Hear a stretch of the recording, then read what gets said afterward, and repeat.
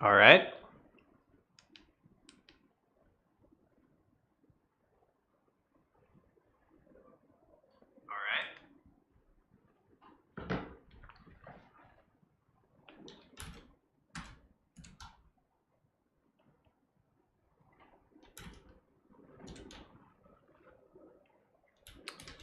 All right, let's go. 126 hard. Word ladder 2. A transformation start the timer. A transformation sequence from word begin word to word end word using a dictionary word list is a sequence of word begin word to S1 to S2, etc. to SK such that every adjacent pair of words differs by a single letter. Every SI for I between 1 and K is in word list. Note that begin word does not need to be in word list. And S of K is equal to end word. Given two words, begin word and end word, and a dictionary word list, return all the shortest transformation sequences from begin word to end word, or an empty list if no such sequence exists. Each sequence should be returned as a list of words, an array from begin word S1, S2 up to SK. Okay.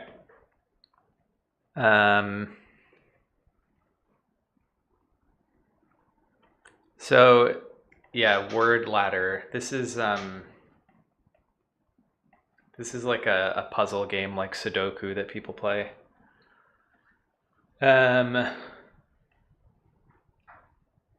So we know that in the end, you're gonna have begin word, a bunch of stuff, and then the end word.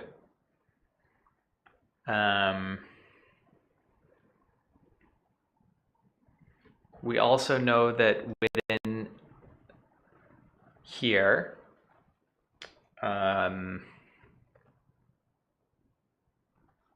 we're gonna have to have some list of words that satisfies the condition, and that and then we're going to want all such lists of words that are at least that long.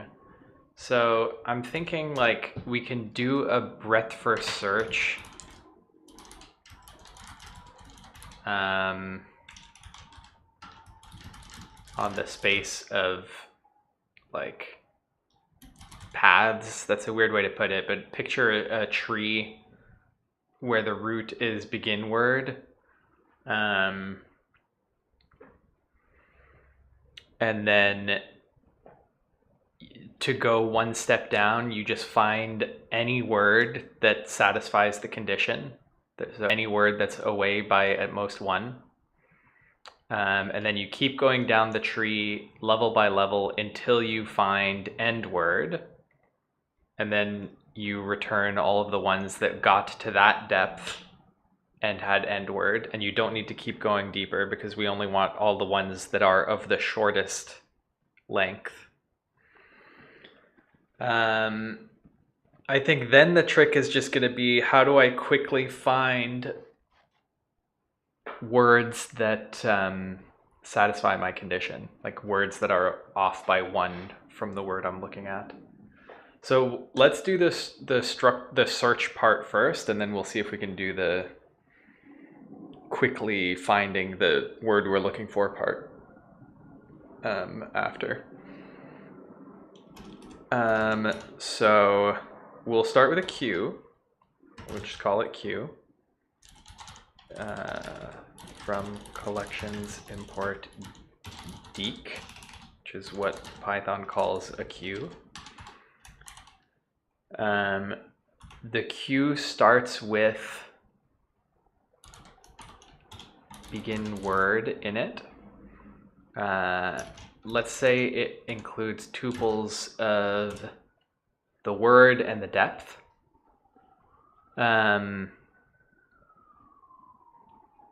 There's never a reason to go back to a word that you've already been to, because that's just going to put you in a loop.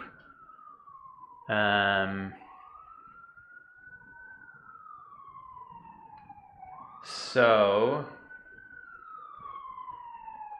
So I'm also going to store visited in here. Well, this is a set. Second, ambulance is going by.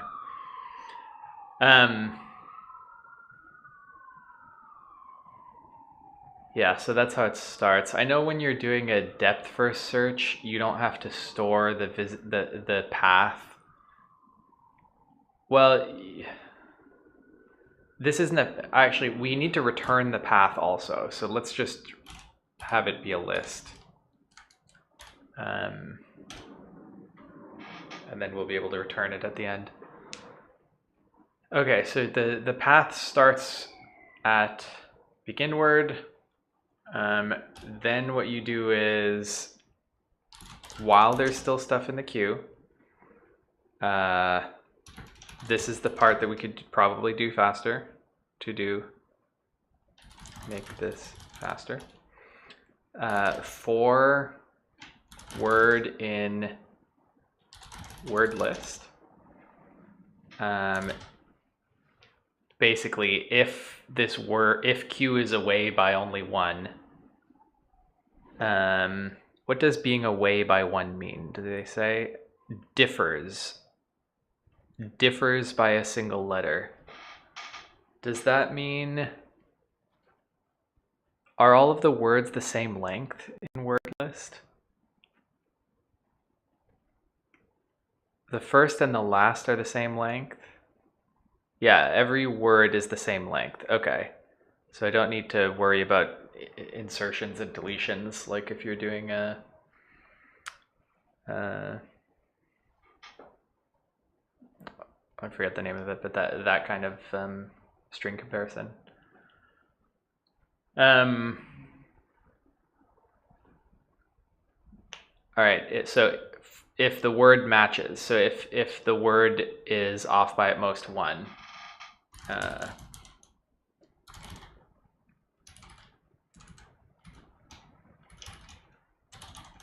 off by one. At most one? Oh, well, yeah, because they're not going to have duplicates. So if the other thing is we need to word depth path equals q.pop.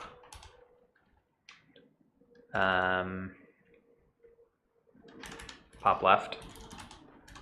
We want the shallowest paths so far. We actually, come to think of it, don't need to store depth because we've already got the path.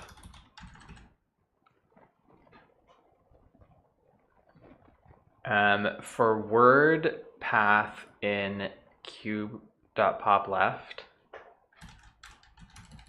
for word 2 in word list, word and word 2, if they're off by one, then this is a new candidate. So q.append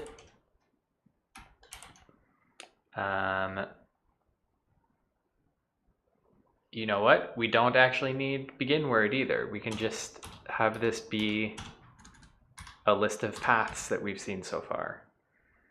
So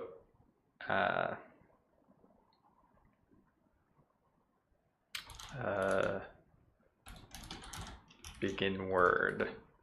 This is getting weird, so I'm just going to do, just to make sure my parentheses and stuff are correct, it starts with this path.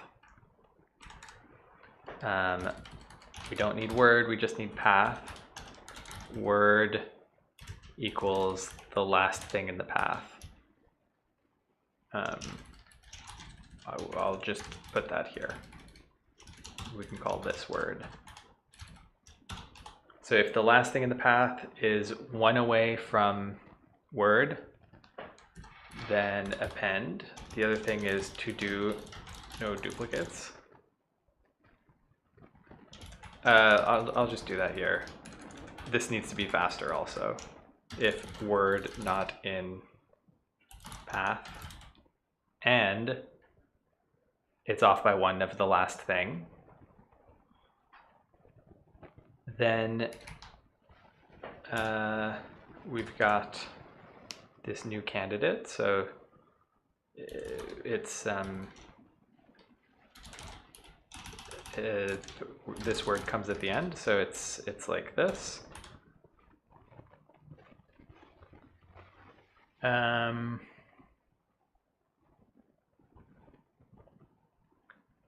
Then the other thing is, if ever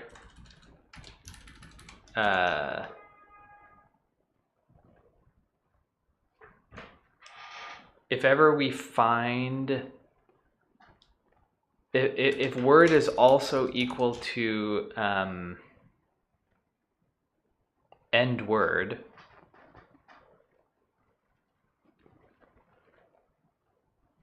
then we want to stop. So we don't want to stop here. We want to stop after we've gone through everything of this depth. So I think that would mean when we pop this, we say if path of -1 equals word, equals end word. So if the end of our path is the end of the thing, we can break out of the loop.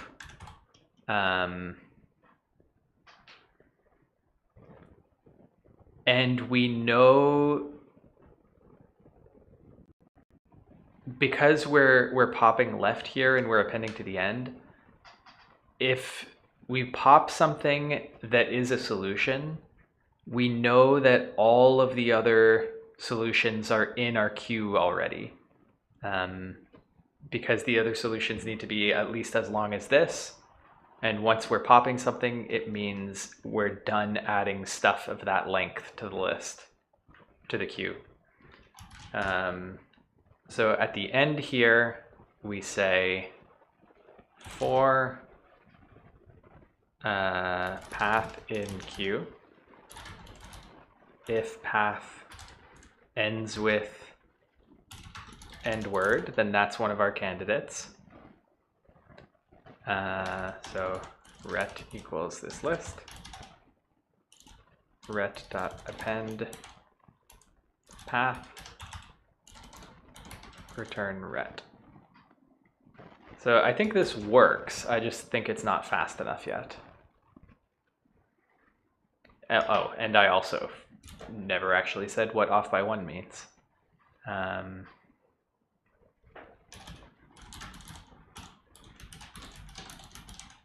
Off by 1, word 1, word 2, returns a Boolean. For I in range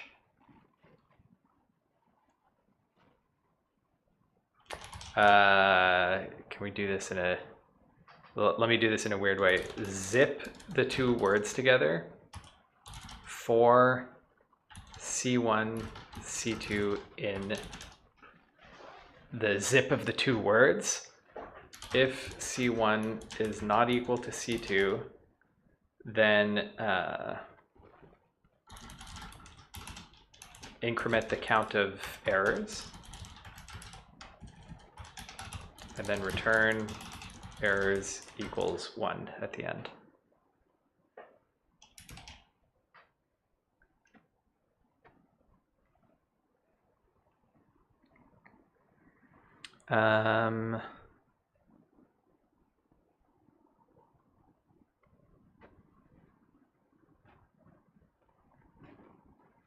I gave the right answer, but not in the right order. Did they say what order it should be in?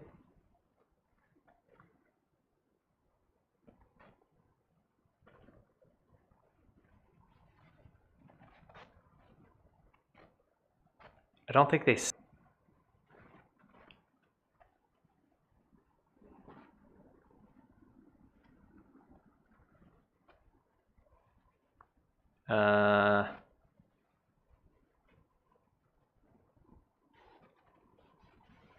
Because this is, we have the same answer.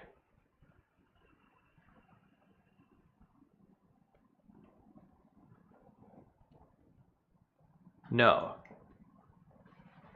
We don't have the same answer.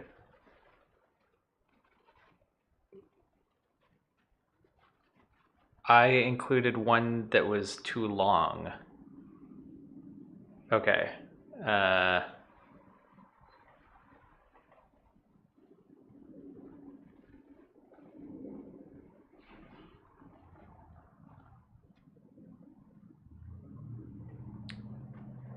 Yeah, I see. I see how that could happen.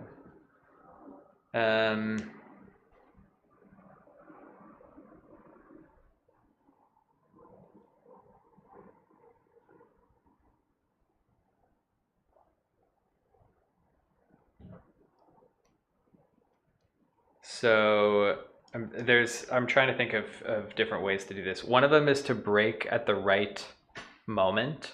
So here we may continue processing after we've already found the answer because we're waiting until we try to add new stuff to the answer.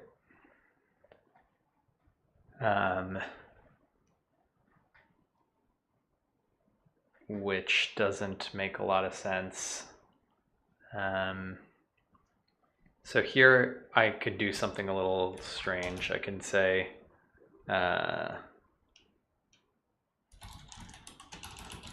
answer length equals infinity from math import infinity.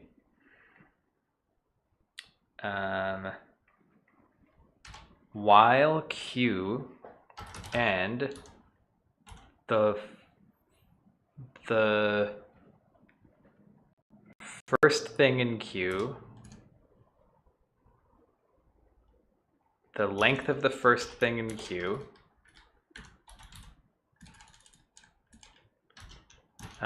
is less than answer length.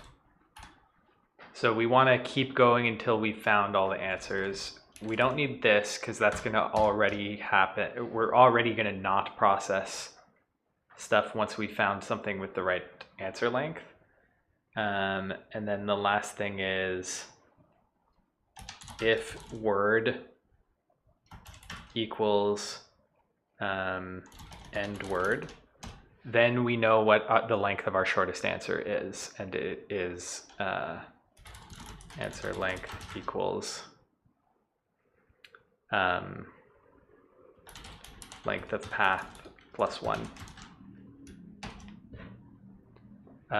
Length of path because that's the path so far, plus 1 because we're adding end word to the end of it.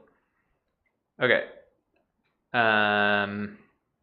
I'm hesitant to click submit because I know we can. I already know this isn't fast enough.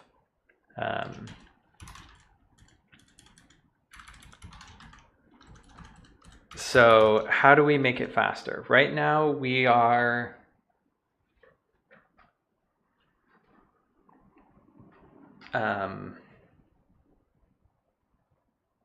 iterating over the full list of words to try to find one that's off by 1. Does our list of words begin in any order?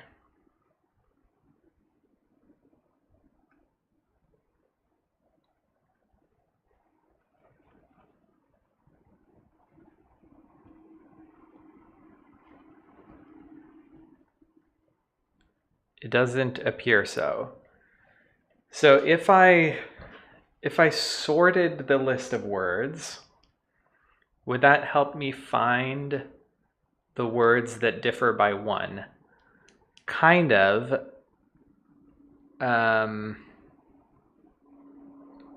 It depends where they differ by 1. Like which character in the word it differs.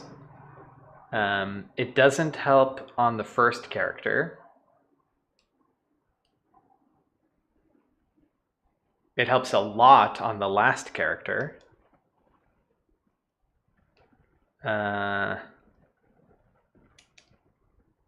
So I'm thinking we could have some kind of pre-processing different sorted lists where we have an array called like sorted except for character 1, sorted except for character 2, 3, up until the length of the word. With all this redundancy, instead of looking through all of the words in our list, and then checking which ones are off by 1, we could search for the ones that are off by 1 in position 1, because we could binary search for the word that we're looking for inside sorted except for car 1, and then do the same for car 2, and then the same for car 3.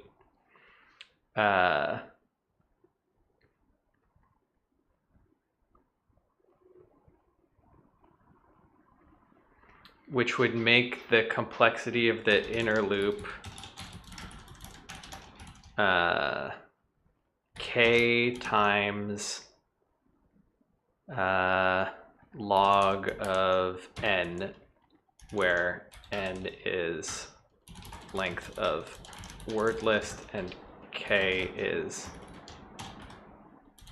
length of word.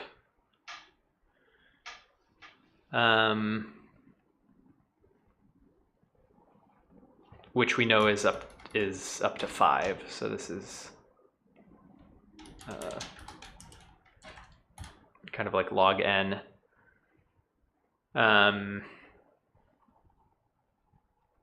We'd also have to have k times n auxiliary space. So that would make this log n instead of n. I guess this is n times k because we're also checking each letter. So right now,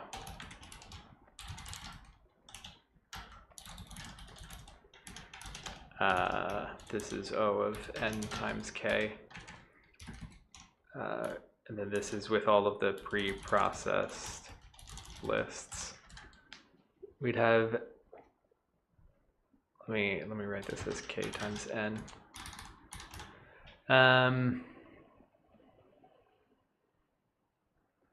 So there's another thing we could do.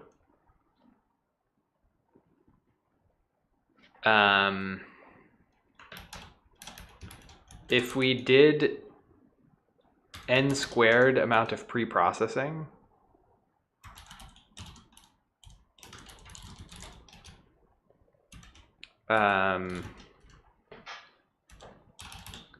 then we could have our inner loop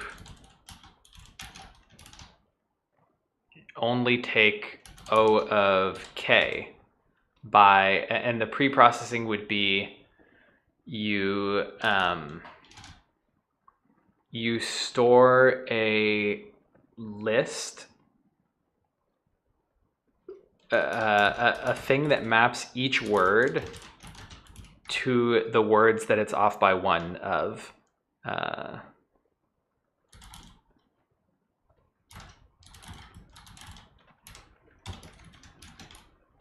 Right, so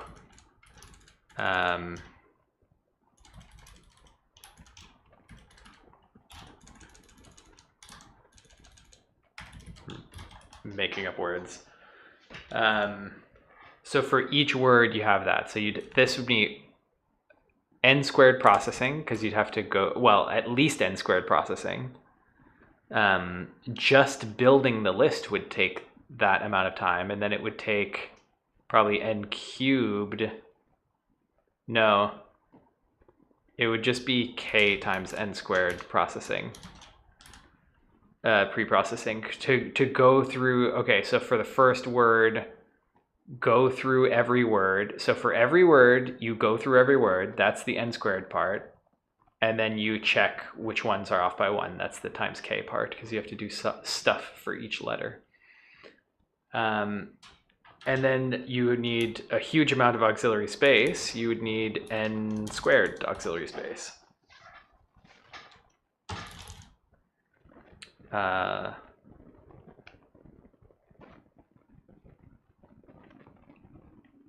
then you'd have a super fast inner loop.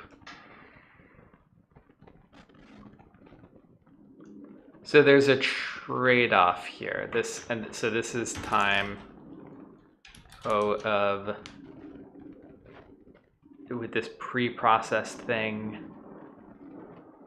you would have K times N auxiliary space.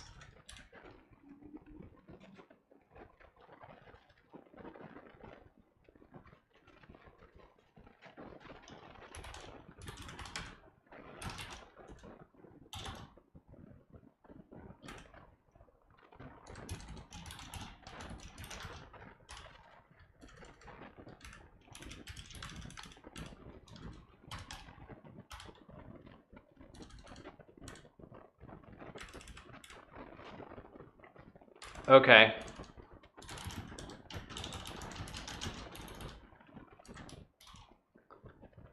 So how do we decide what we want to do? I guess we know K is small and N is big. Well, that doesn't really help us, because our problem is a trade-off between time and space.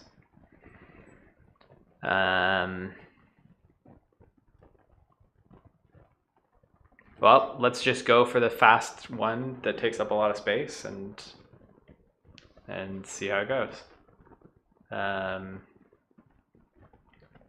See if we run out of memory, basically. So yes, let's make this faster. We have this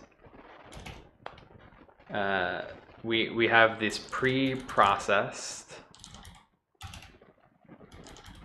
stuff. What can we call these? It's word map, let's say, which is a dictionary that maps words to lists. So dict from string to list of string.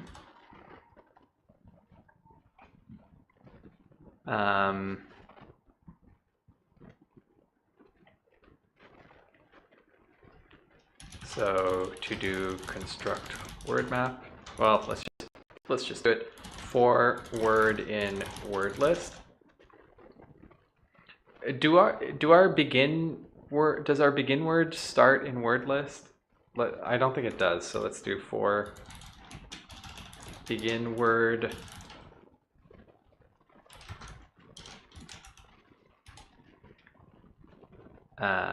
plus word list.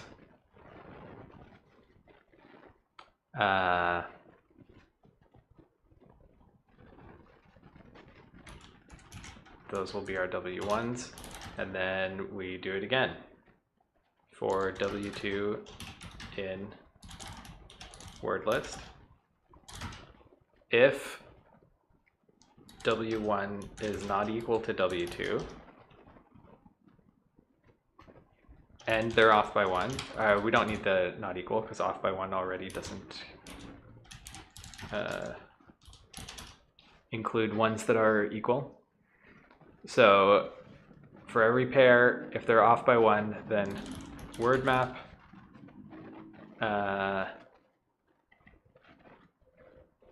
let's make this a default dict. So from collections import default dict to simplify it a little bit. Word map at w1 dot append w2.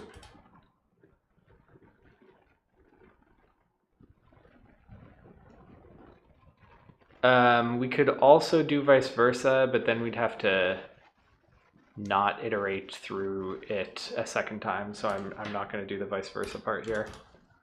So that's our word map. Then in here, instead of going through all the words in the word list, we just go for word in word map of path of -1. We do not need to check if it's off by 1. We already know that. We do need to make sure it's not already in our path. So this should work now. And let's submit that. It should be fast. It should use a lot of memory. So we might run out of memory.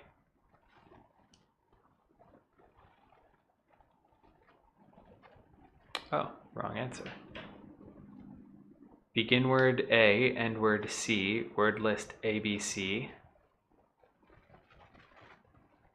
I have duplicates.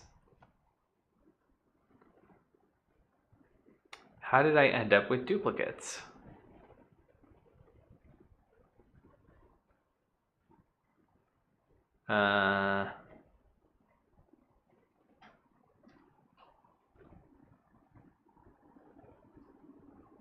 How did I end up with duplicates?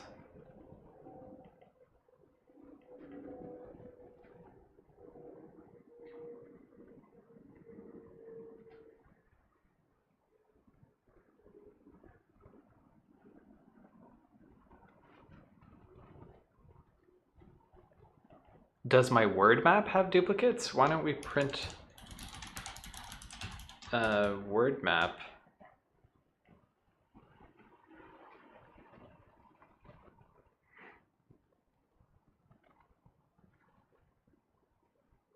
I said A goes to B, C, B, and C. Oh, that's because begin word is in word list. Okay. So I don't need to do this. I can just do that.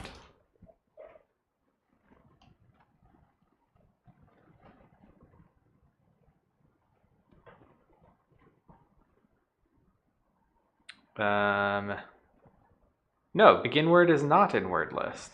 Hold on. Is it sometimes in word list? Is it not guaranteed to either be or not be in word list? In this case, it is in word list. Okay, so it may or may not be in word list. Weird. So let's just let's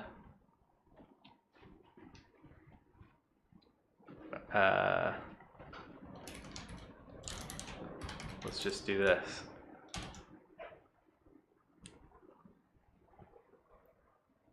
And let's try submitting it again.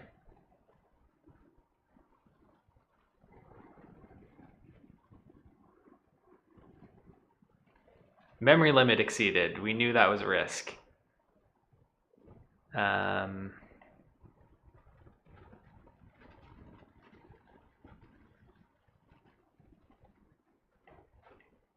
right, let's see. Is there something we're doing that's stupid and we could use the same strategy without running out of memory?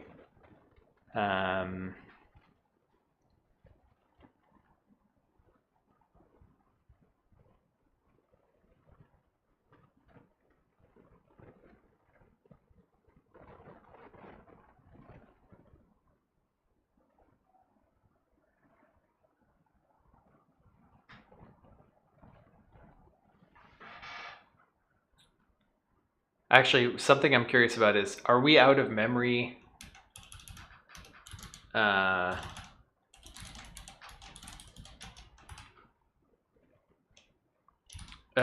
we out of memory because of the traversal or because of the...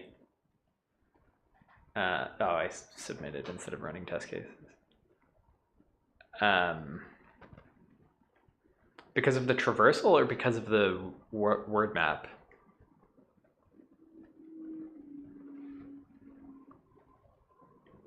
Well, I didn't run out of memory this time.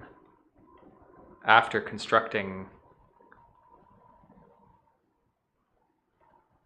the word map. So I wonder if my traversal is the thing that's using up too much memory, or maybe it's just the combination of the two. Like I'm already close after word map and then the traversal's fine, but it pushes it over the edge. Let's see if the traversal uses too much memory. So this queue is gonna get pretty big, but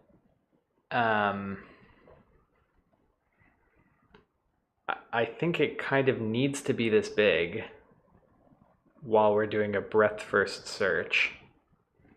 If we were doing a depth first search, then instead of storing separate paths, we could kind of build the path as we go and backtrack, and so we don't need to store all of that space. But we can't do a depth first search because we want to stop once we get to a certain depth.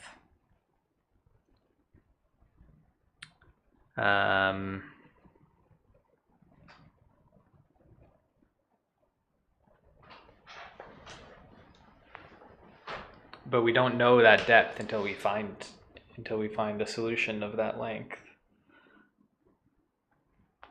So we could, no, that doesn't make sense.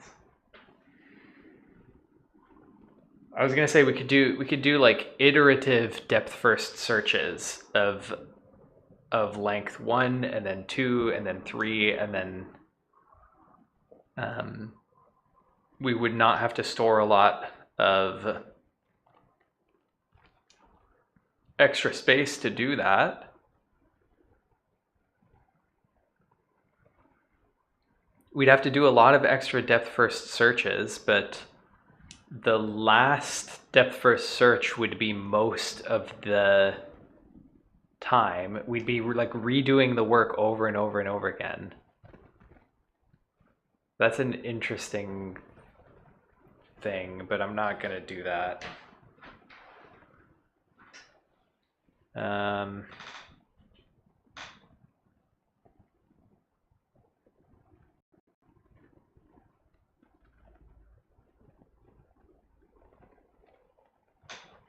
I mean, one thing that would help a little, I'm just realizing, is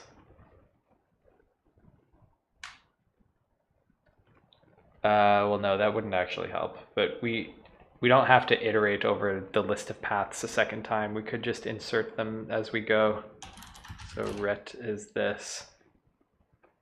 If word is end word, then we know the answer length, and we can append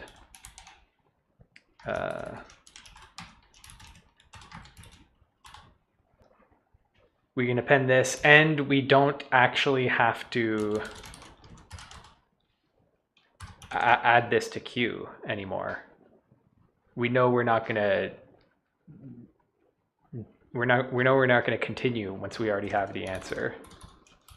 So this will reduce the amount of space we use a little.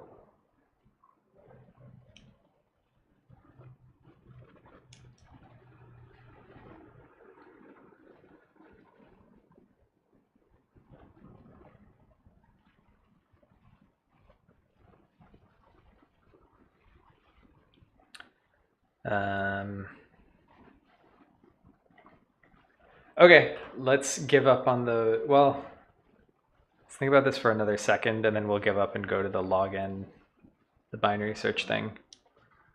Anytime I have to implement a binary search, it's an immediate plus 20 minutes to my time, because I'm just so bad at getting the binary search to work out properly.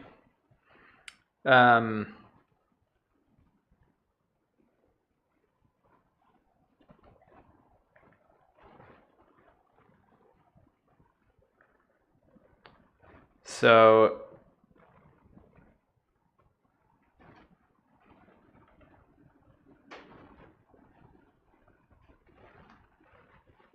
yeah, I think this is about as good as you can do this answer.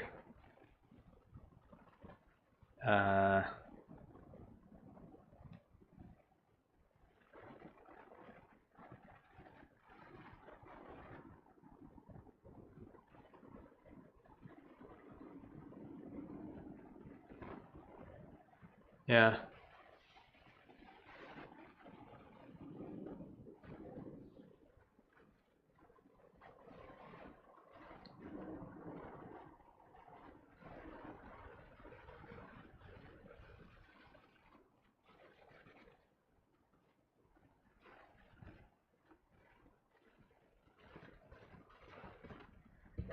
Okay, like other things you could do here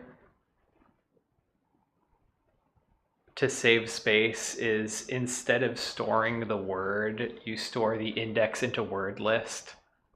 Like, why don't we do that? So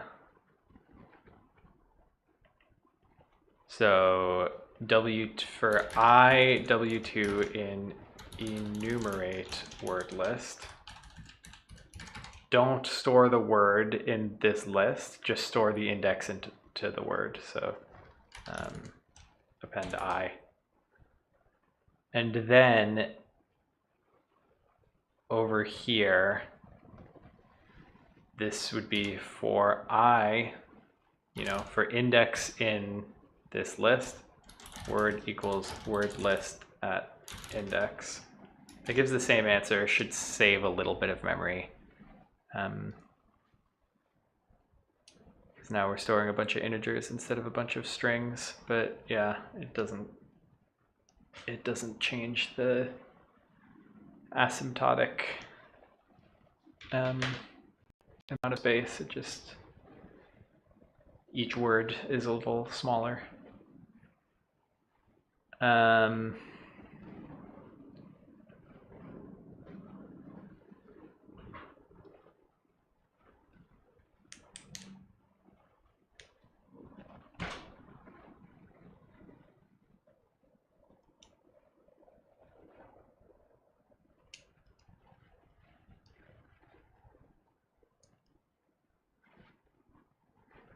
Yeah, I think that's as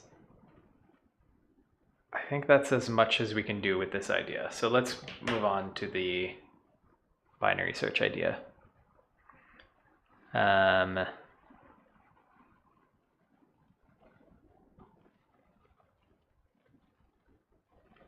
So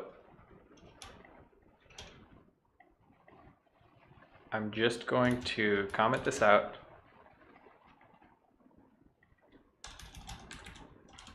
And duplicate it and change the new way of doing it. So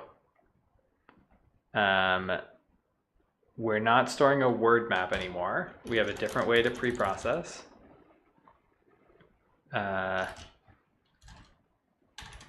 So let's do that here. We want these things, the sorted list of each word except for one character.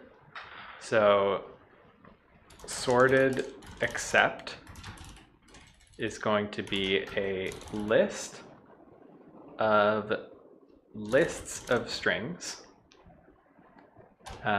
for I in length of begin word.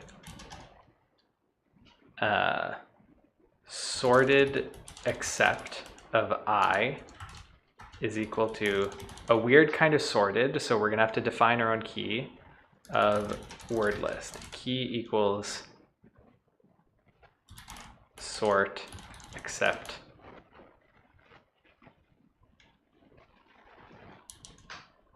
I.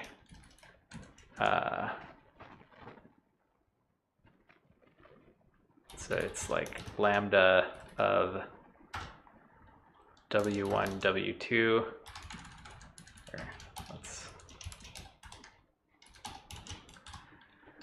I'll explain what I'm doing here in a second. W1, W2.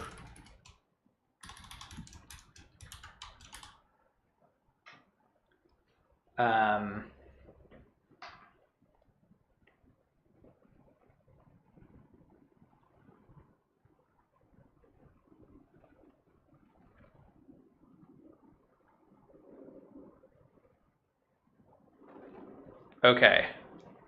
I'm just trying to think if there's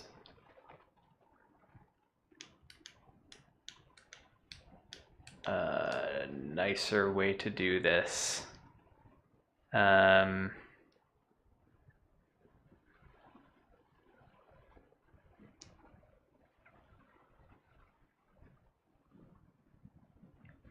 I could store them without the letter that I don't care about. It's just, how do I reconstruct the real word out of the word with a missing letter? I'd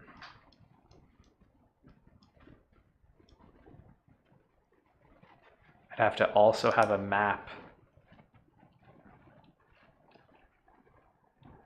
Okay, we'll try to do it this way. It's going to get really complicated because it's not just that we have these sorted lists. It's then we have to go from a word.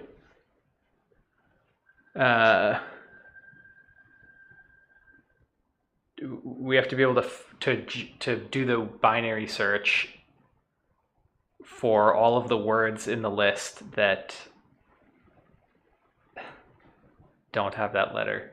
That, like, the thing I'm trying to think through is if instead we stored, so we have these words ABC, ABD, ABG, and QQQ. And I'm saying, give me all of the ones, but I don't care what the last letter is. Because I'm looking for a word that differs in the third character. So if I stored this as AB and QQ, then I could just say, is AB inside this list? So is there something that gives me what I want? The other thing, okay, so if I stored this like this, AB, and then the CDG, QQ, and then Q, so that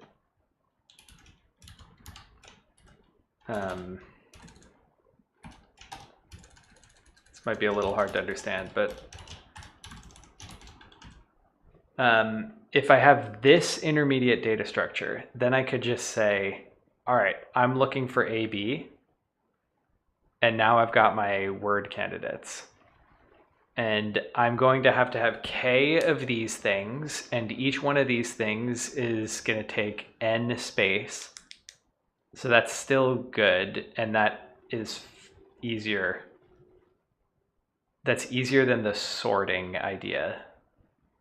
Actually, yeah, it's equivalent to our last idea. There's no log in here because we jump immediately to this, and then we immediately have our K things. So this is as good as the n squared idea, but it doesn't have the n squared space idea, but it doesn't have the drawbacks. Okay, so we're not gonna be sorting. Well, actually, we do need.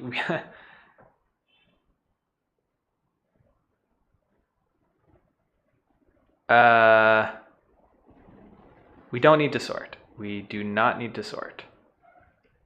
Okay, so these are not called sorted except. These are called, let's still call it word map. It's a dictionary that maps strings to list of characters, but we can call them list of strings.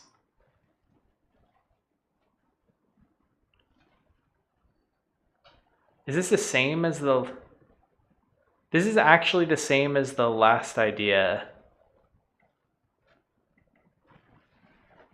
No, it's not. It's different. Okay. No, this is not a single dictionary. This is one per character. Word map by char. So it's a list of these.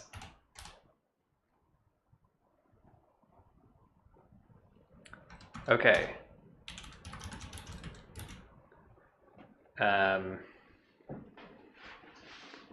So word map by character of I needs to be a dictionary of that stuff.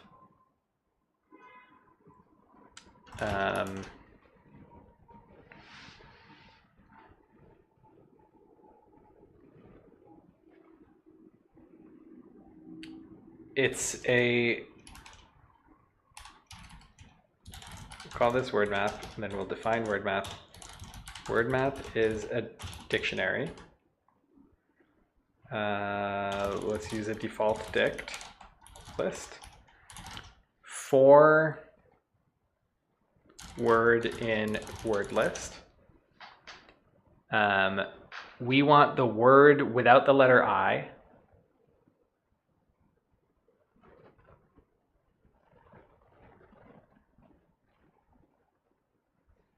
Word up to I plus word I plus 1. So this is the word without the letter I.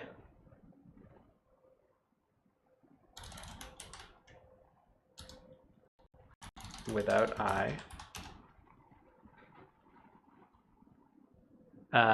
Word map of word without I dot append word.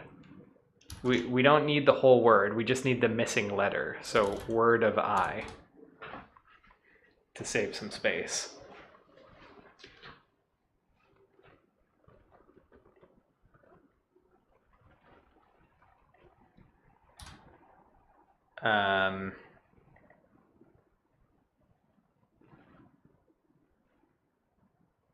Okay, that's really it. That's it. And then in our loop,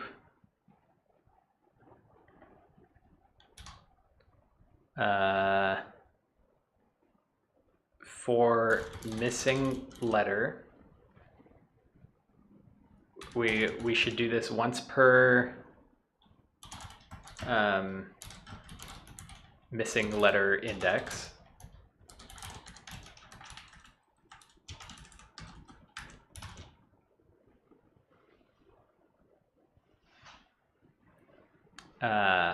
For missing letter,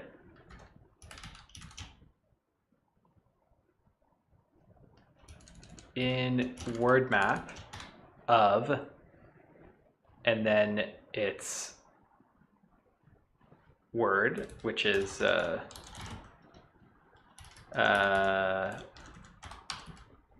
it's basically path of -1 is the word that we're looking for. Path of -1, but with I missing. So just call it without I equals path of -1 starting at I plus path of -1, or wait, path of -1 up to I plus path of -1 starting after I.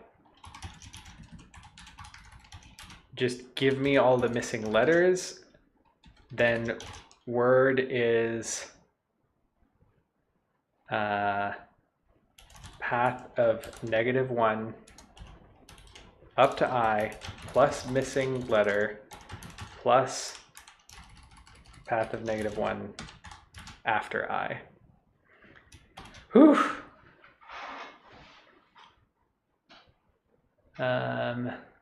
Yeah, I did this a few times. You need to do range.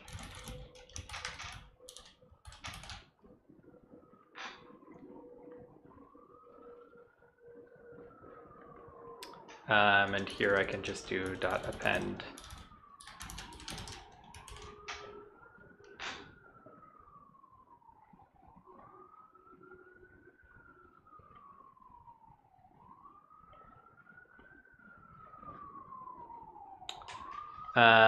All right, so we've got a bug for the AC. No, that one is working. For this one, we're not finding the answer. So maybe we can start by printing out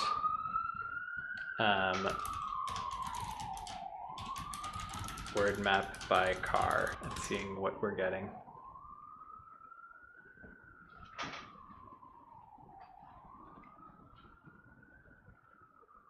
So this would be words with the first letter missing. This means we have hot, dot, and lot.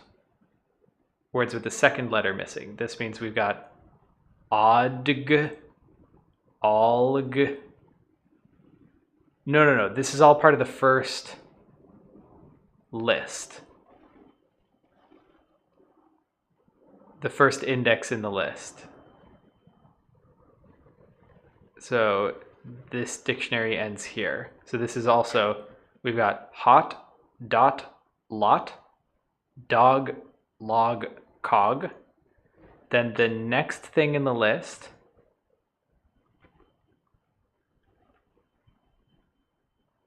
is with the second letter missing. Hot, dot, dog. Third thing, or no, still second letter missing. Lot, log, cog.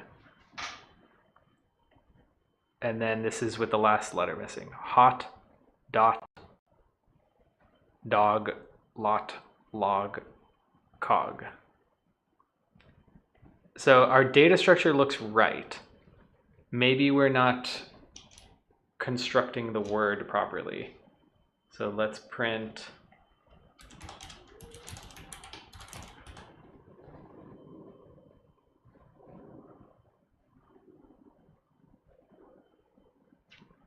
let's print word here.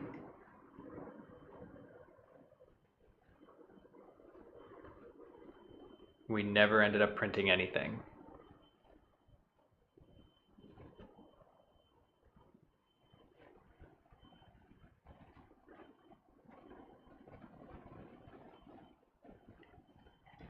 Well, why don't we try printing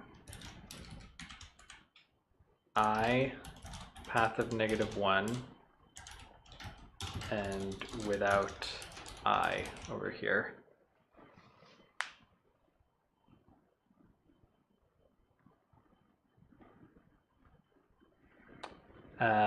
So our first word is hit. So yeah, we should be looking for it, hata, and hi. That looks right.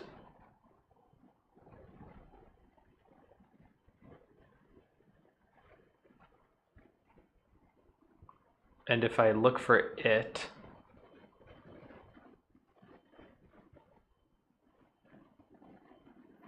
that there's nothing like that. If I look for hata, that should find O. And if I look for hi, that should find nothing. So it should find hot.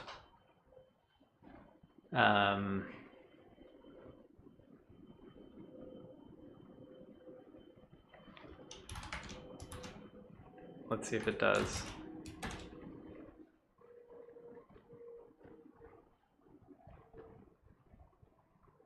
It doesn't.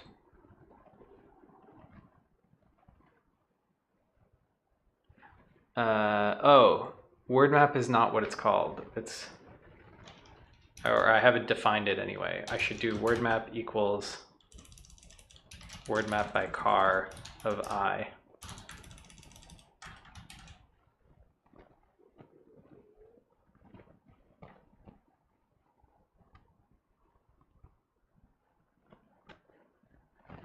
And then let's stop printing so much.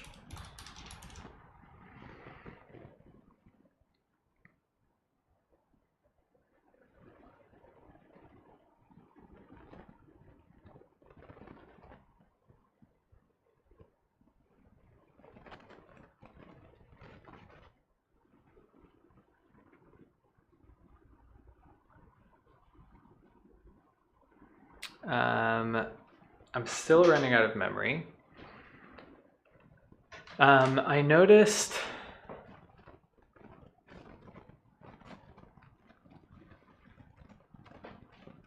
I think I was using up more than I thought I would be. Print word map by car. Because the amount of extra memory I'm using is this is a new idea, so let's write it out. The pre-processing is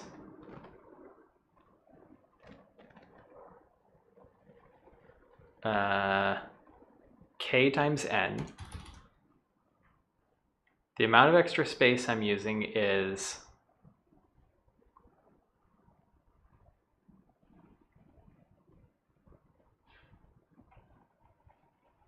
I think it's k times n, because we've got one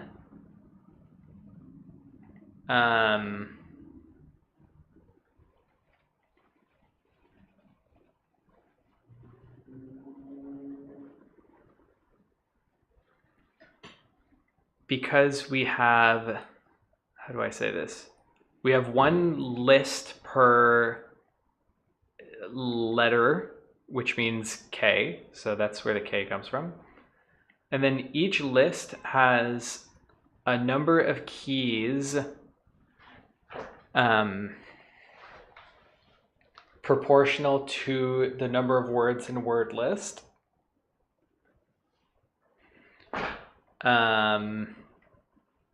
If all of the words are very different, then it'll have n keys.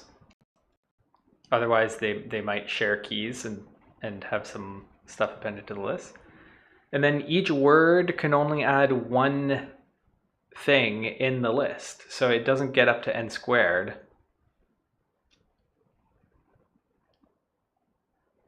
Because we're not talking about relationships between words, we're just talking about properties of each word.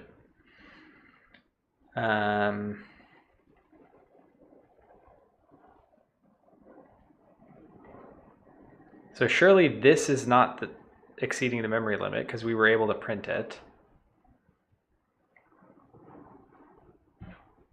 Is it, maybe it's just that my tree traversal doesn't work.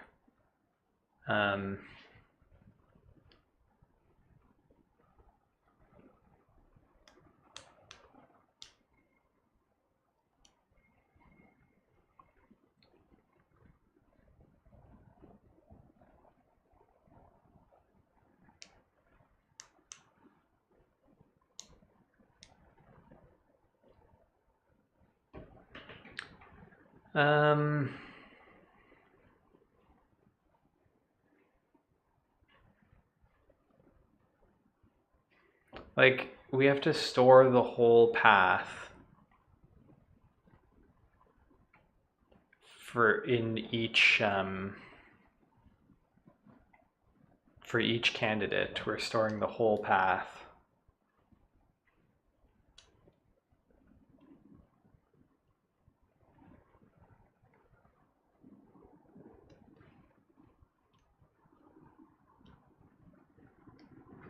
Again, the only way I know of to get away from that is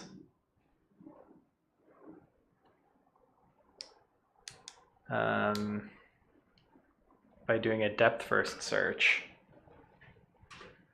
But we don't know how deep we want to go in advance. So you might end up down a huge rabbit hole on one side of the tree. It would save space, but it would cost time. Yeah.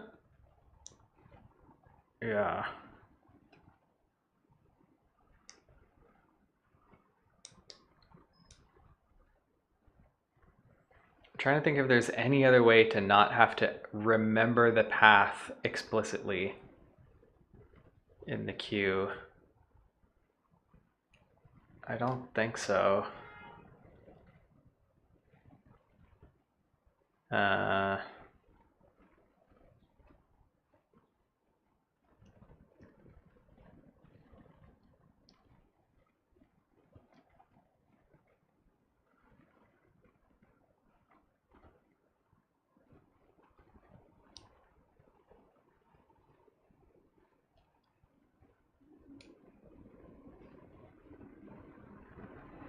All right, well, what would the depth first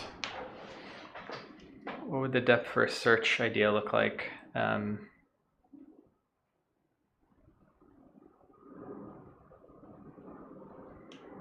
So the two ways would be just do a depth first search, like go all the way down to the bottom. And then once we find a solution, stop going deeper than that, but continue doing a breadth first search like normal. Another is to do like an iterative level depth first search. So do a depth first search up to depth 1. If you didn't find the answer, do it up to depth 2. If you didn't find the answer, do it up to depth 3. So you keep repeating. the search, but you never use a lot of space.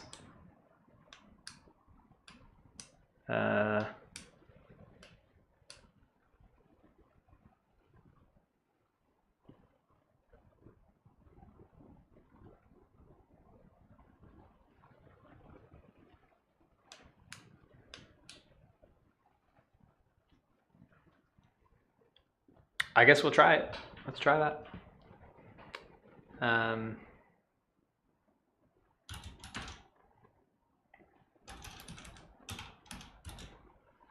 Okay.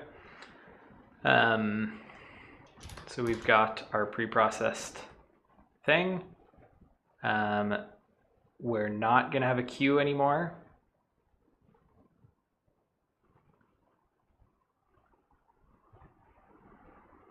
Right? We think about it,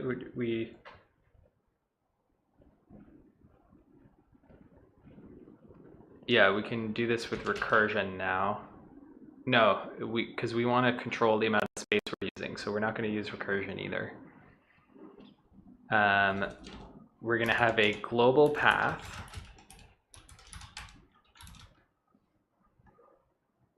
I don't think we have a queue. Do we have a queue? I think we do have a queue, actually. We do have a queue, but it works a bit differently. So while there are still candidates,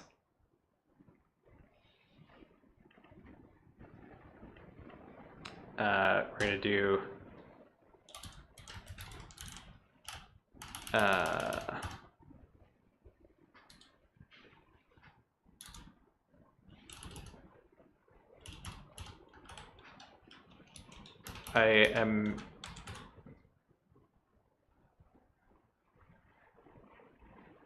I'm not sure how to do the iterative thing yet, so we'll do the naive depth first search first. The iterative thing would be to put a loop outside here that increments the size of answer length and start it at 0. But then it's just tricky to break out of both loops at the same time.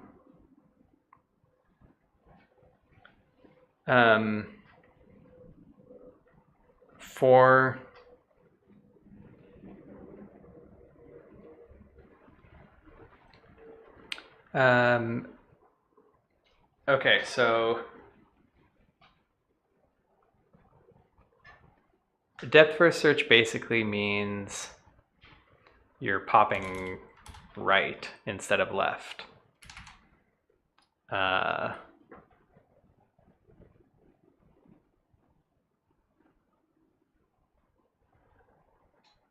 If we're popping right, we also don't need to remember the path. I'm trying to make a few changes at once here. So the path, the queue is not holding the whole path, just the next node. And then we have the path out here globally.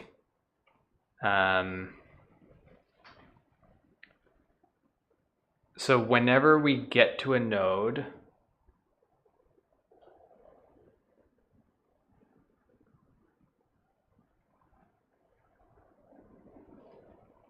our path is equal to is like we add q.pop to the end of it. In other words, path.append q.pop. So when we're going down, we add the node to the path.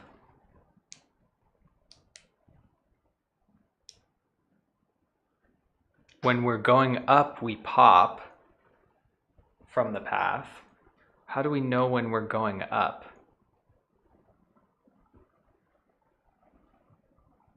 Like at the end of the loop, path.pop, because we're gonna we're going to check the next node.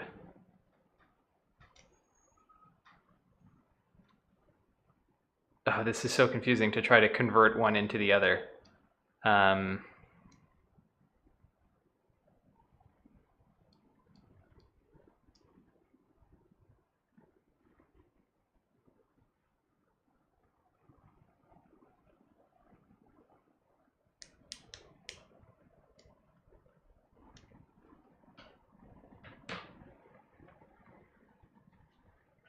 So Q tells you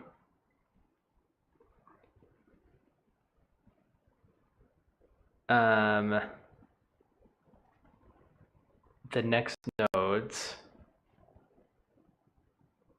Whenever you append,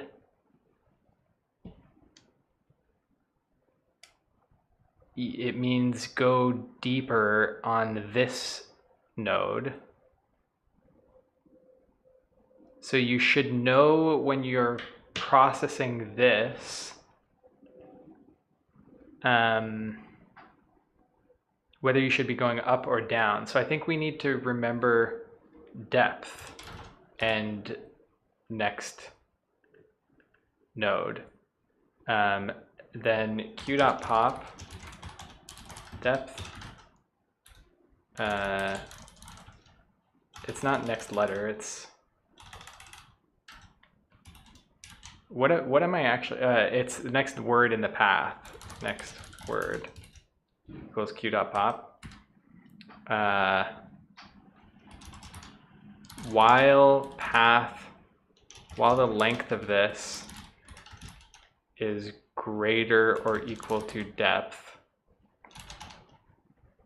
then pop the stuff off, so we don't do it down here.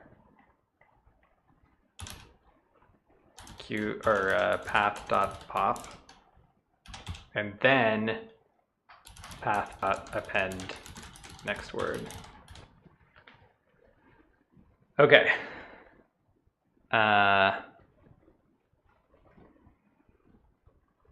Then whenever we're appending to here, we need to include, we only need the word, and we also need the depth. So when we're going down, we do depth plus 1. Okay.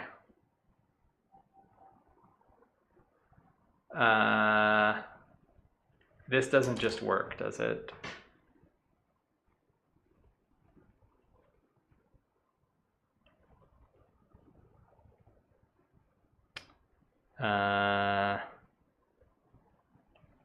While length of path is greater or equal to depth. How is that failing? Tell me what the depth in the path is at this point.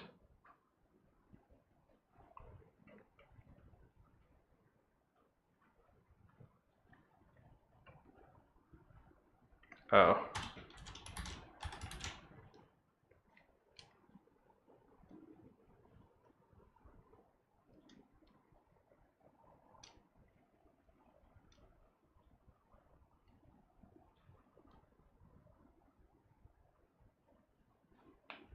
Time limit exceeded, that's new. Is that because of an infinite loop?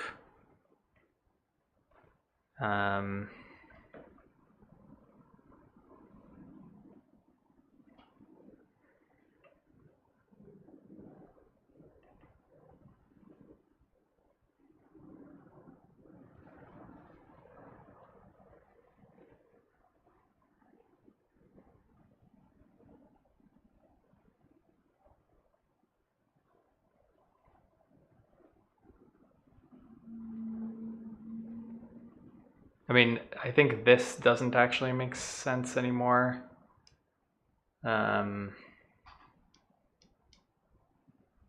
this doesn't make sense anymore.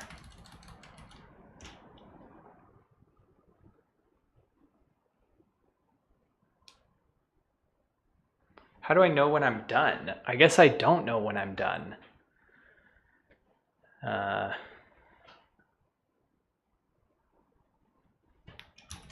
I just have to not go deeper than answer length. So if elif path is less than or equal to answer length, then you keep going.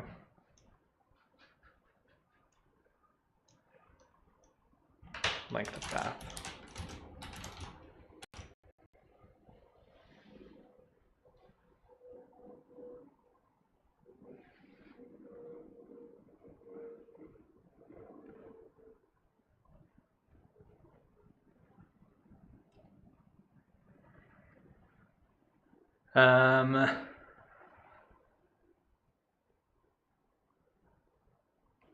All right, so now I'm trying to understand if the issue is that the depth first search is too slow because it gets stuck in a really deep path early on before it finds a solution, or am I doing something wrong and getting into an infinite loop?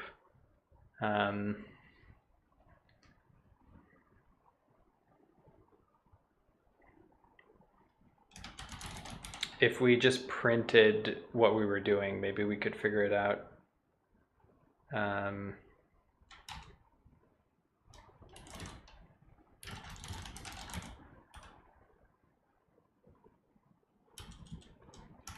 Yeah, show me the paths that we're considering as we go.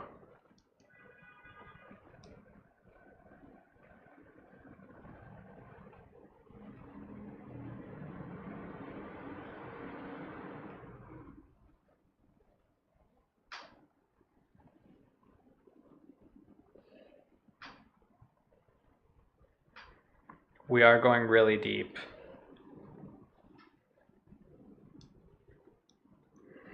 Okay, then let's try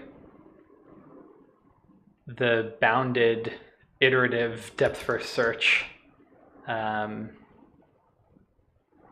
So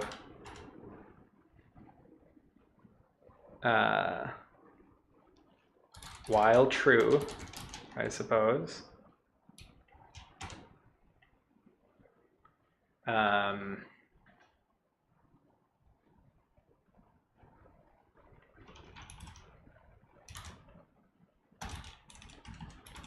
Answer length should not start at infinity, it starts at 0.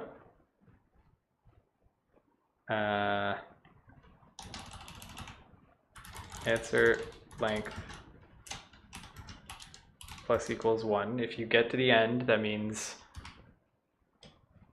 we need to go deeper.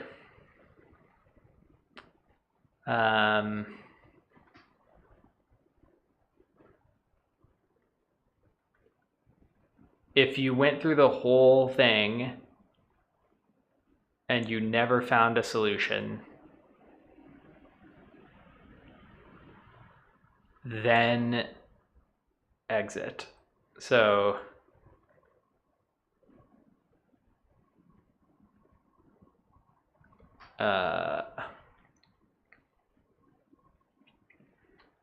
if the queue is empty, so if we manage to get here,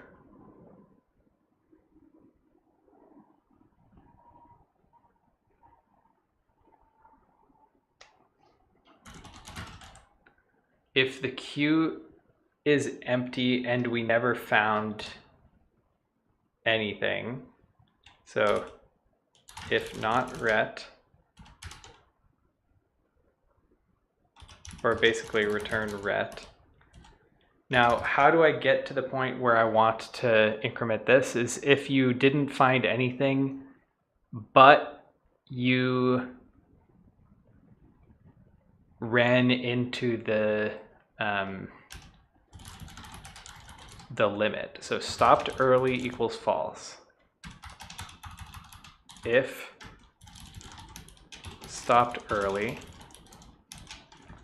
then you increment. Otherwise, you just return ret. And then there's no way to ever get all the way down here. If stopped early, yeah. And then how do I know if I stopped early? I stopped early if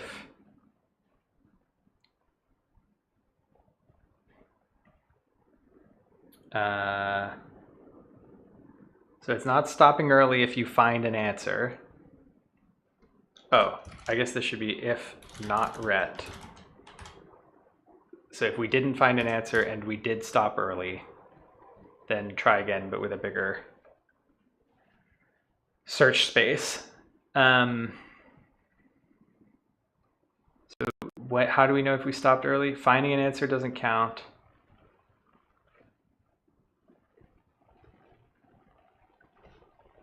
It's elif len of path is greater than answer length.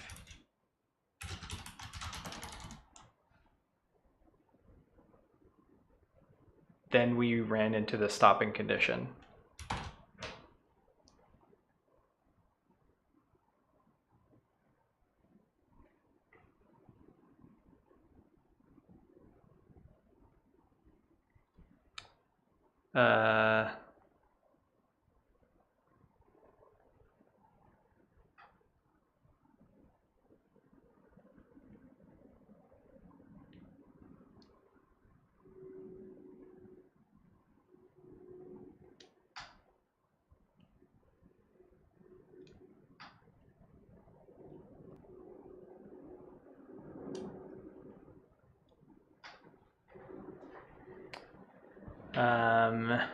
Why?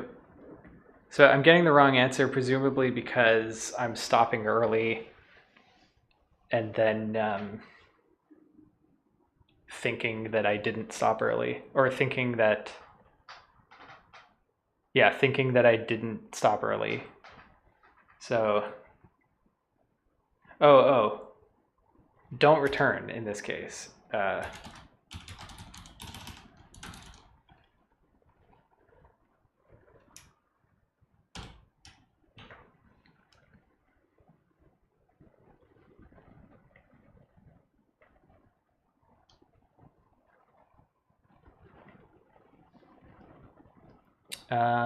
What's going on here?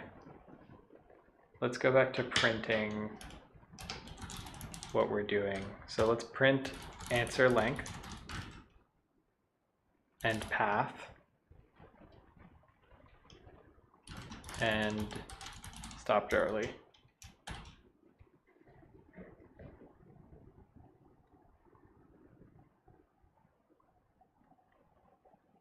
So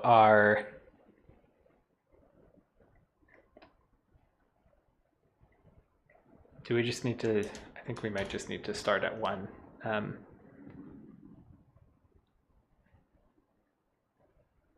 Okay, so answer length is hit, and we haven't stopped early yet.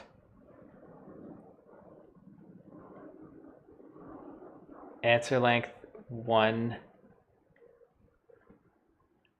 We shouldn't be generating candidates that are longer than answer length. How is that happening?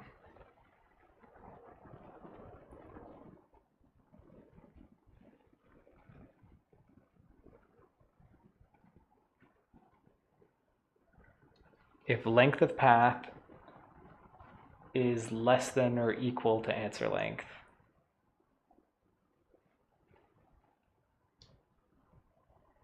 I guess answer length is actually 1 higher than the max that you're allowed to look at.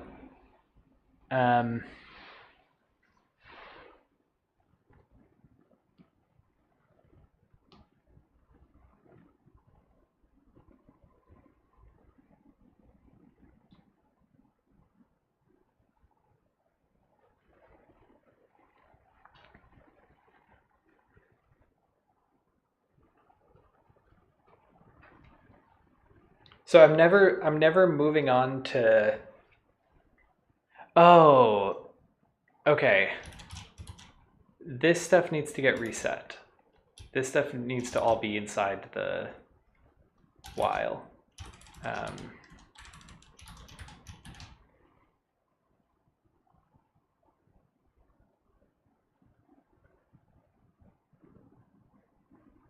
Okay. That looks more like it. Let's get rid of the printing and try again.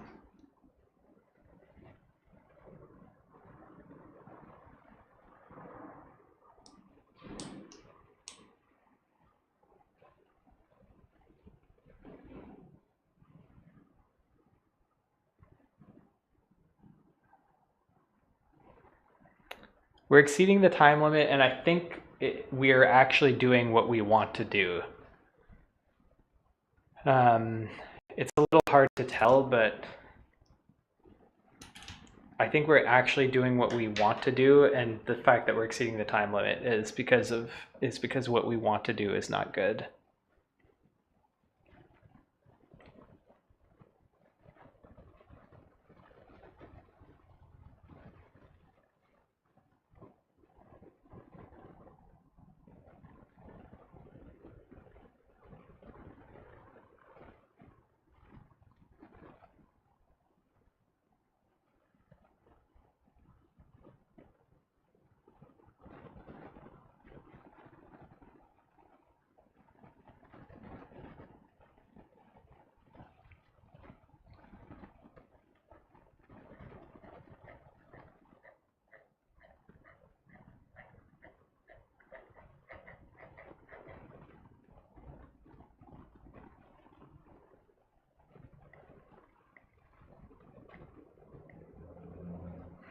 Okay, back to the drawing board.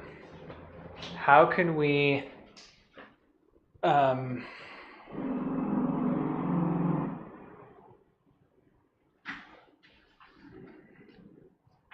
do this any better?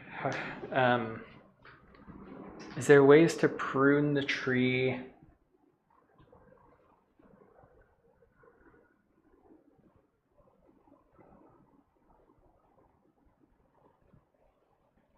Is there ways to do some kind of dynamic programming, like to tell that from this word there's no way to the end word?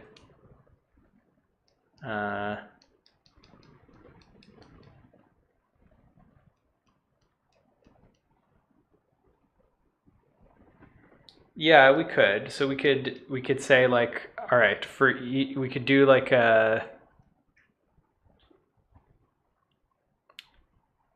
we could have a map that maps words to how many steps it takes for them to get to the end word.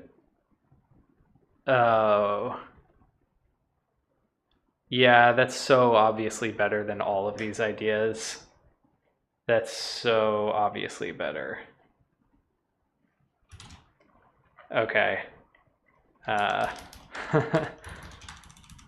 right, well, we could have saved ourselves some time by just thinking, what if dynamic programming, and then come up with the first idea we could think of.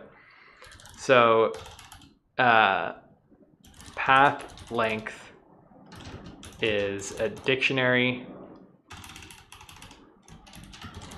from string to int for word. Well, hold on.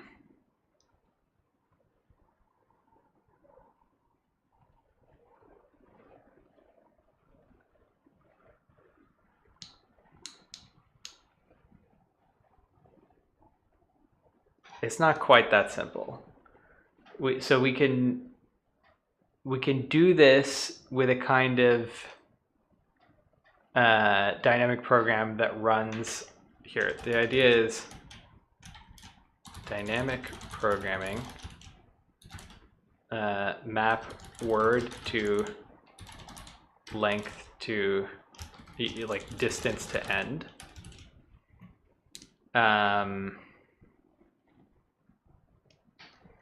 You can iterate over all words. You know, I don't know what to call it. K I already used. Let's say m times, where m is the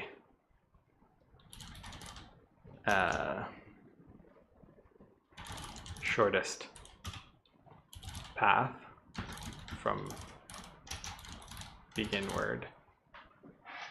So we don't know what m is, but we keep iterating until we've found the shortest path from begin word. It's not constructive though. That just tells us how long the shortest path is. How do we actually generate those paths?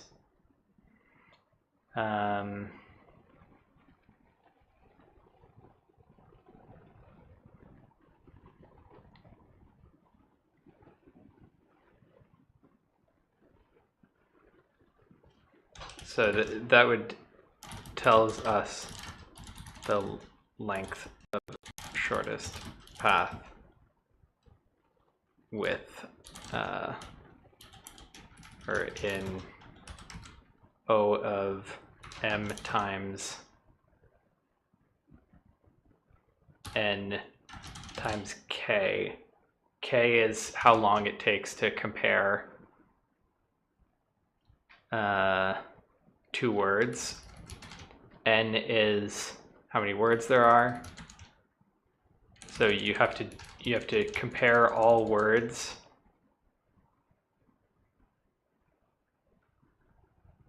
This is n squared.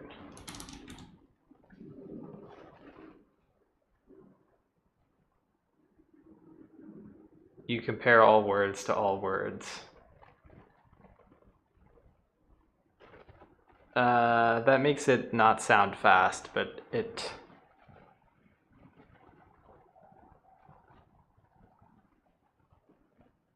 is fast because there's no exponential traversal of a tree like there is with the depth first search, and I was never counting that. I was only counting the inner loop.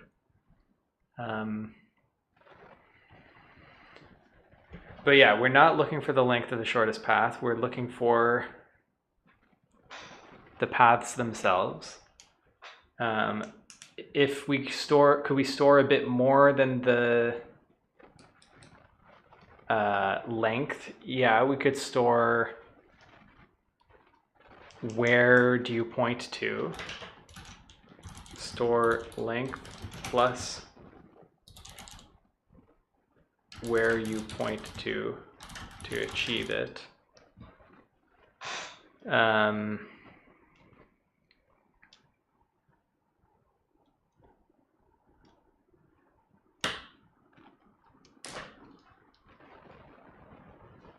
And then I think that works. Okay, so it's not int, it's a tuple of int and a list of strings. Where do you point to from here? And then you basically multiply it all out to get your list of paths.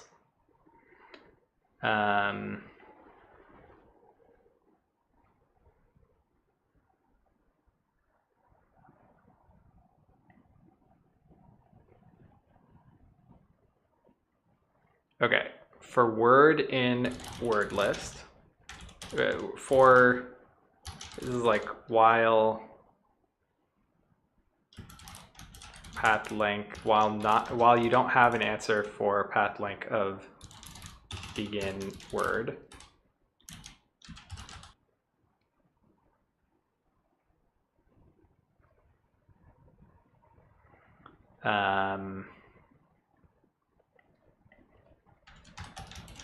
To do what if there is no answer. For word in word list,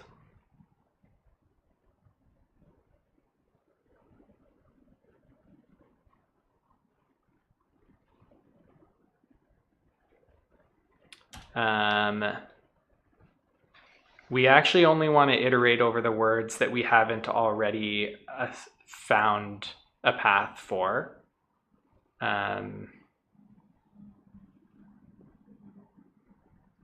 So it's like if word not in, or let's say if word in path length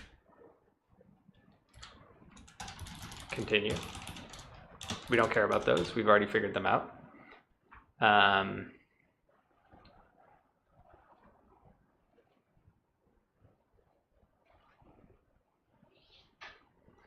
Otherwise,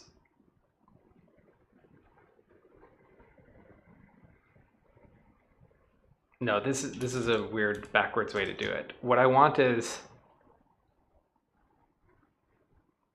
for each word in path length that is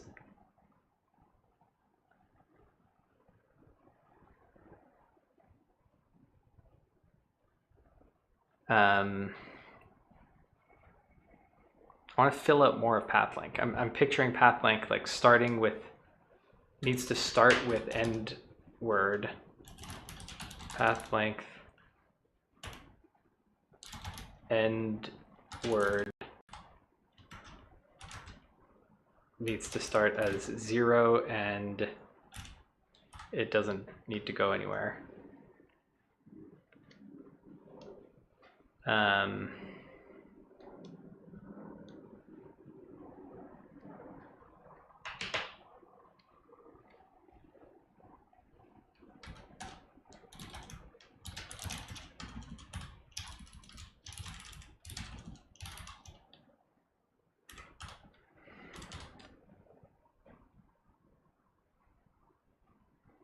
So this is clearer like this, I think.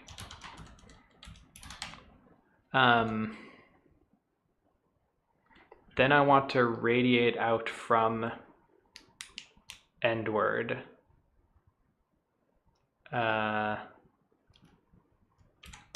So let's say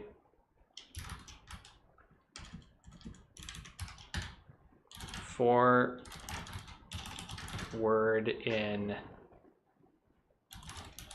path length. It's not a word though, it's a weird tuple for length nexts. I don't care about this. No. Path length is a word. These are the keys. For word in path length, if path length of word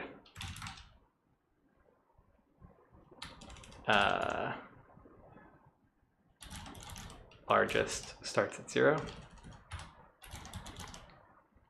and we increment this as we go, largest plus equals 1.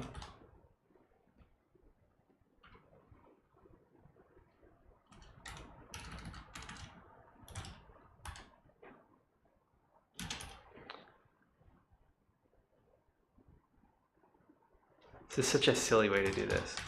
Okay, I keep changing back and forth because I keep changing my mind, but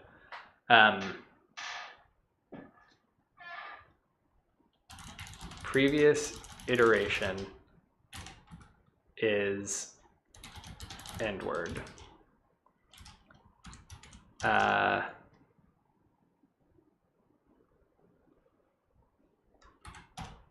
This iteration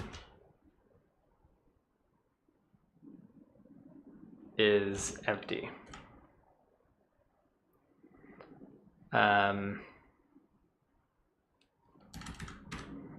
Then for word in path length,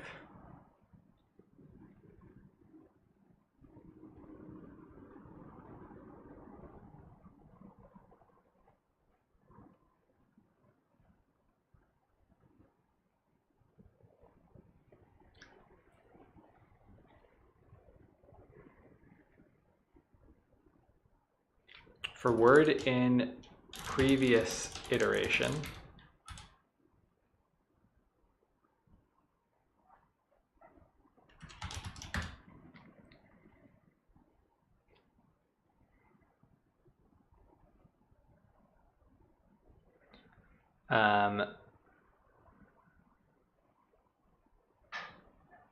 so for all of the words that we just assigned values to,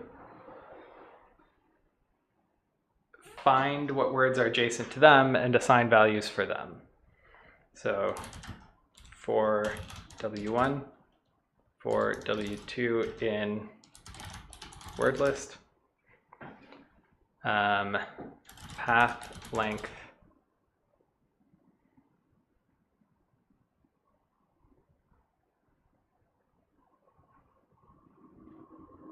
of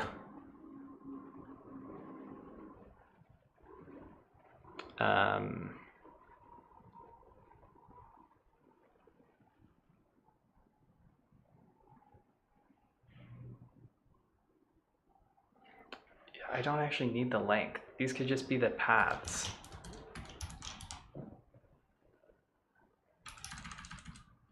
I don't need the length.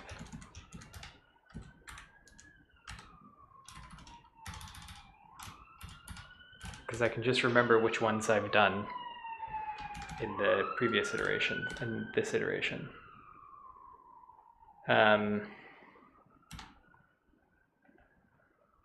So while I don't have a solution yet,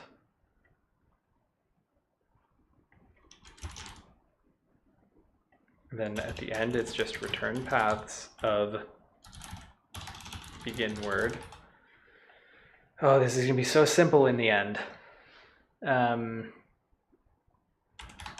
If off by 1, W1, W2,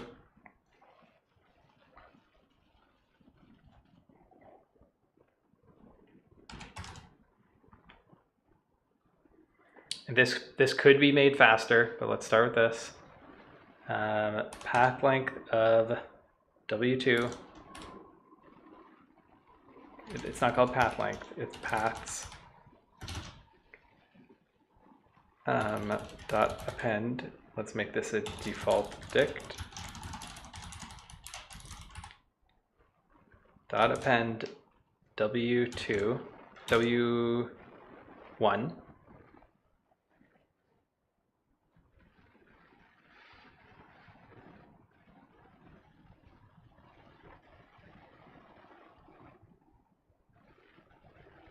But you only append it if it was empty. If it was empty this iteration, or yeah, before this iteration. So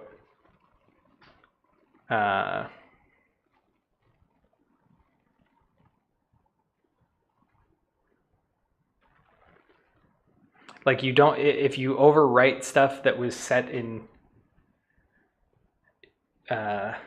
here, visited equals set. At the end, visited dot extend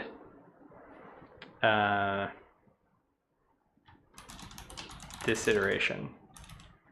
So this is hard to explain, but it's like we're just expanding out from the end. And we're not overwriting as we go, because we'd be overwriting stuff with longer paths than it already has.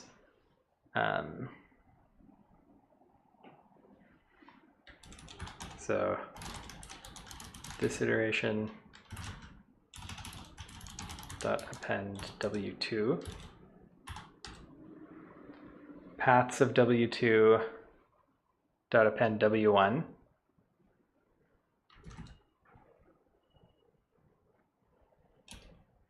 previous iteration equals this iteration equals empty list. Do I need largest? I don't need largest. Okay, then I want to handle what if there is no answer. So if there is no answer, then once I stop visiting, oh, I forgot to say, if not visited,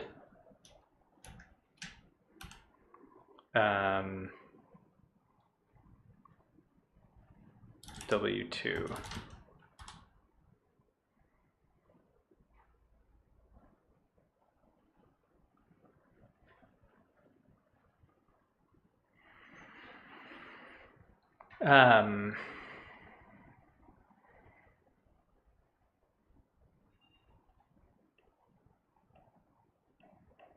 What was I saying?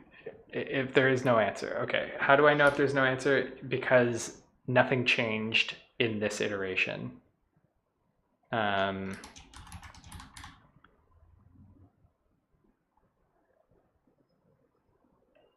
So if not this iteration, break.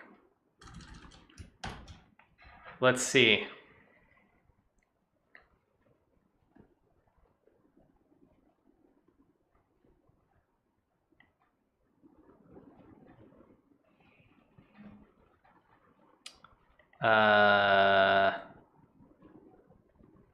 Set object is not subscriptable.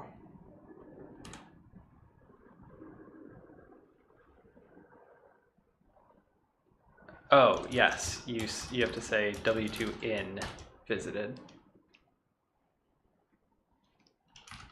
Not in is the preferred way. And set doesn't have extend. What does it have? Add extend. I think I need to Google that. Python set extend. It's called update.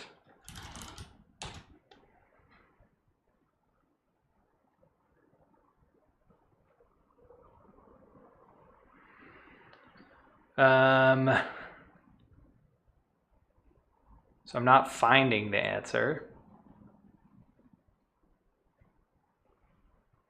Oh, and this wouldn't be the answer anyway. I'd have to reconstruct the path at this point. Here I do ret is empty list. And then I kind of want to like multiply out everything. So for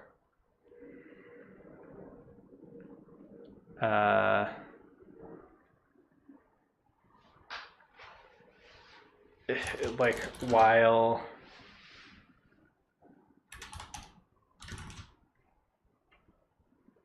q equals paths of begin word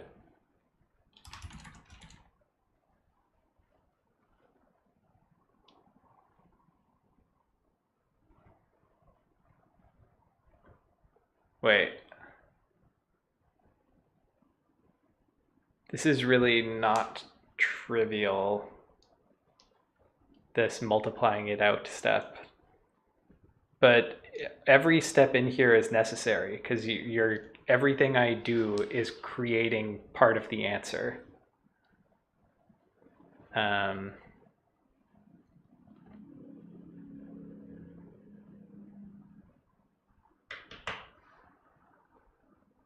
It's basically start at begin word and then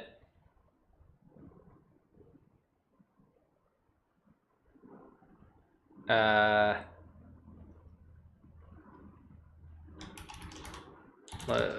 having trouble thinking of how to do it iteratively, but I'll just do the first step and then figure it out. So for word in paths of begin word, ret.append word,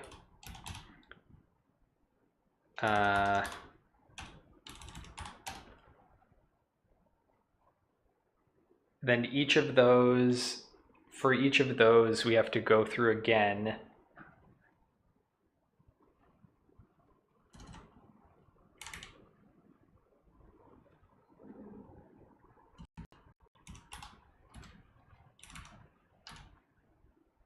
So it's like start with begin word and then for W1 in ret, for path in ret, and then give me the word that comes next in the path, and then it's not append, it's like replace that path. So ret is like a queue. While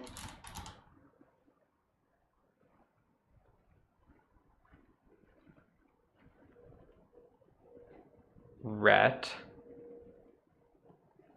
while the first, let's make it a queue, d q. while the first thing in ret last word, so while the first path's last word is not equal to end word, ret.popRight, pop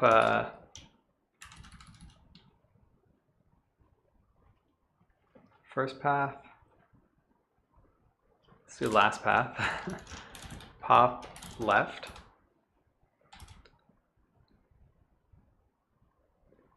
no, you should pop from the same side that you're looking at, yeah. Okay, ret.pop left, path,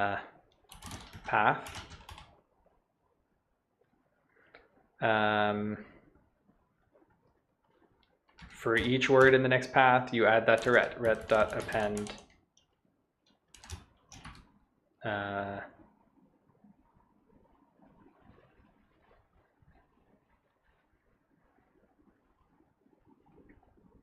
word, or ret.append word path, but it's the other way around. The word comes at the end of the path. Then you return ret.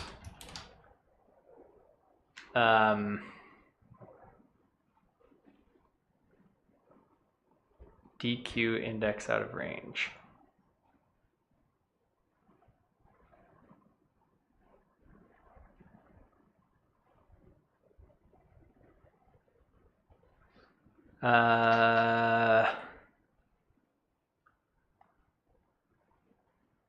How can it be? If there was no answer, I guess let's do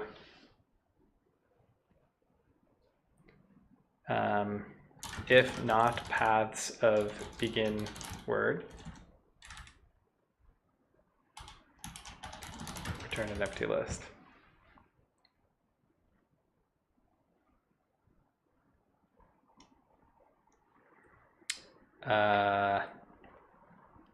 Right, I do have to convert this to a list at the end.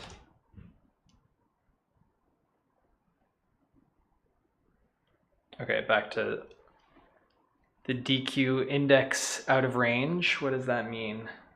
Why is that?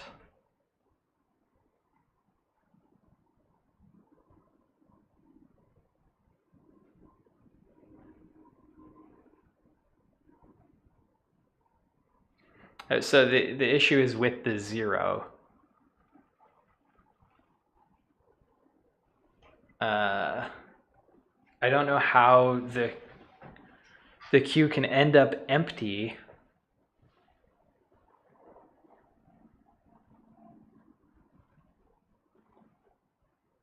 unless there was no path.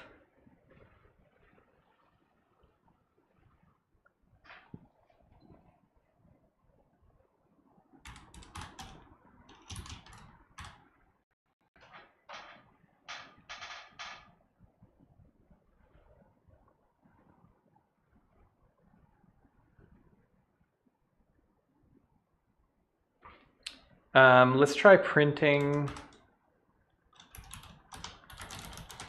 paths at this point before we start building the answer.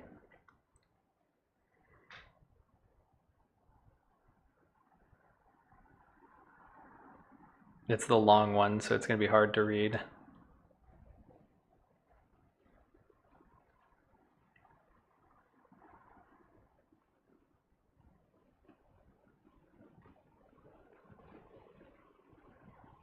How about paths of begin word?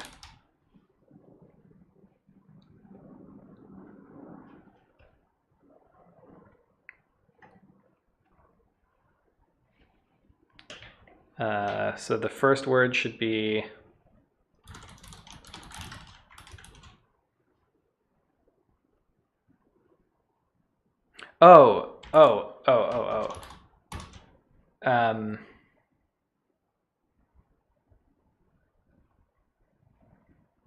the thing is, you want to stop at some point. Here I'm just, oh no, but I am stopping.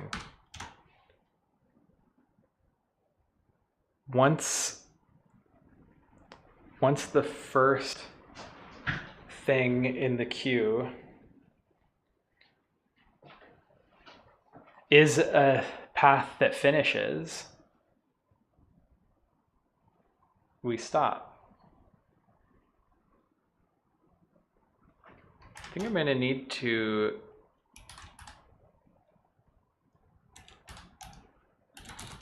print ret on this one. Just show me what it is as we're iterating. So it starts with CET, which is the begin word. Then we pop that off.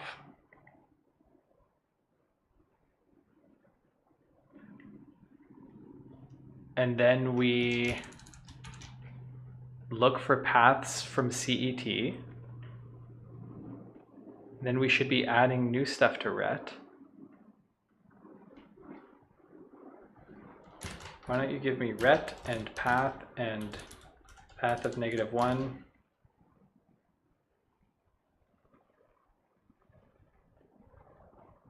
Oh, this needs to be a list of lists.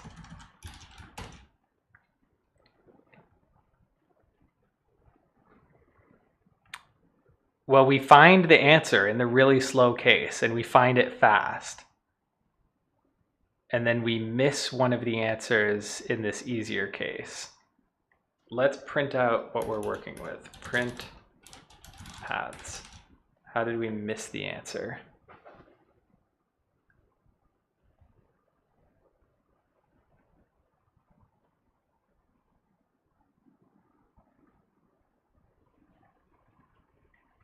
We think that there was no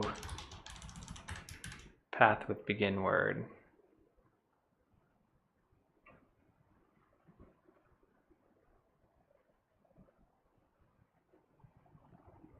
So begin word here is hit.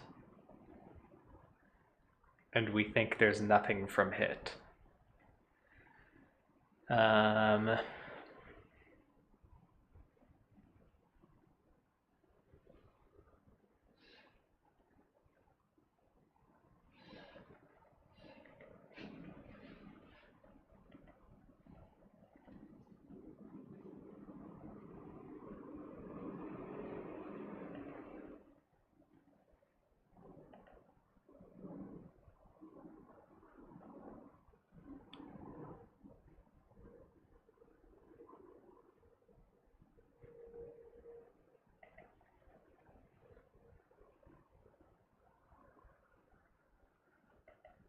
It thinks there's a path from hot to cog. So it should think there's a path from hit to hot. But it doesn't.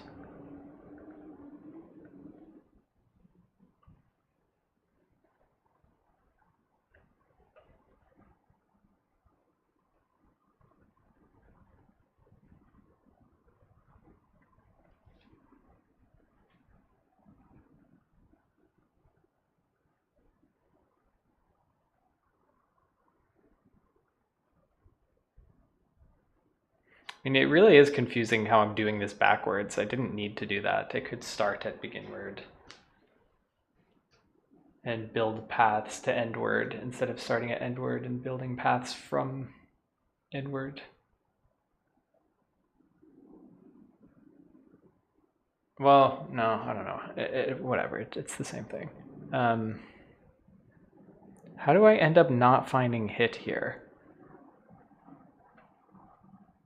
Oh, hit's not in, it's this thing again, where sometimes the begin word's not in the word list. I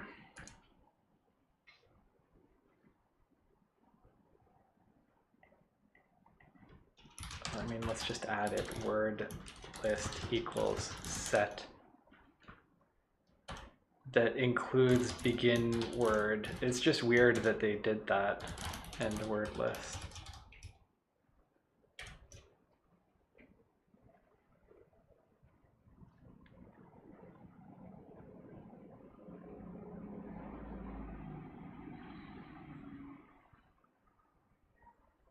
I somehow that broke one of the other test cases.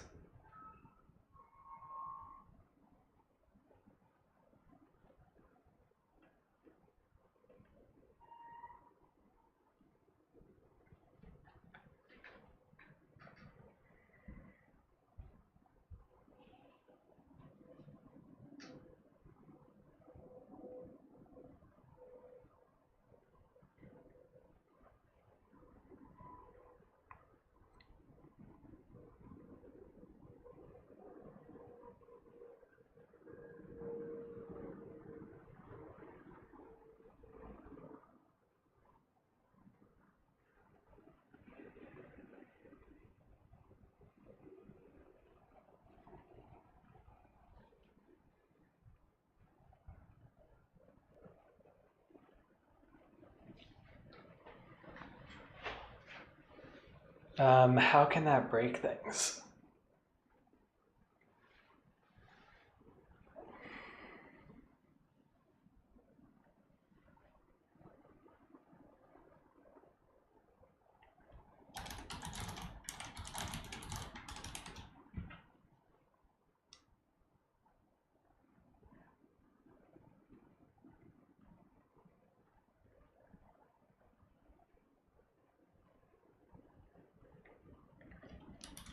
I don't know how that could break things, but let's just see what it's doing. I'm finding paths. Are they duplicate paths? I'm finding duplicate paths. I'm multiplying everything out. That doesn't explain how you could end up with a duplicate path unless your paths. How come I'm not printing? Oh, I am. Unless I had duplicates in my paths. Hit to hot and hot, yeah. But isn't that what, how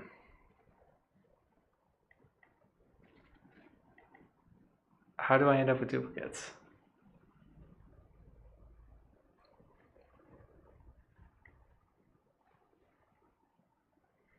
So for each word in the previous iteration,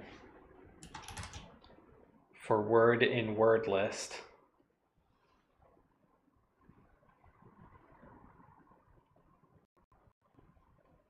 which is a set, yeah. No duplicates in there.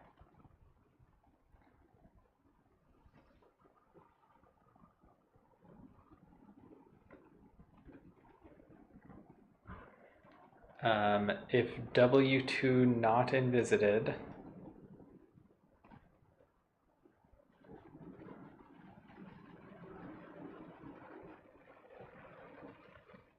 and we're off by 1,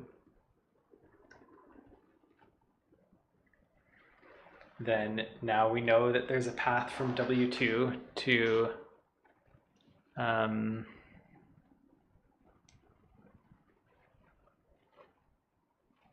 W1.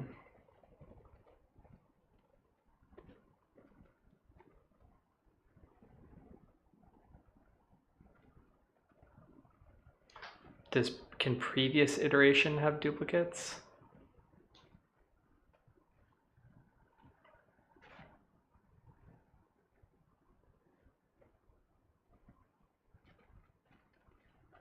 Yeah, it can. It can. So this should just be a set.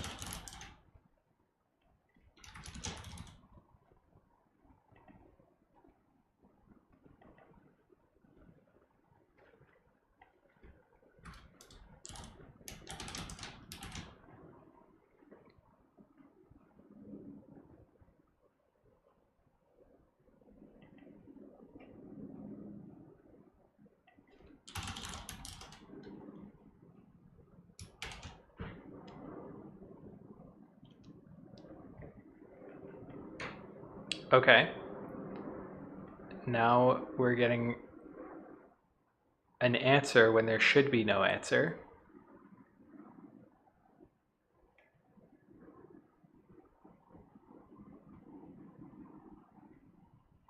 the begin word and the end word are both not in the word list.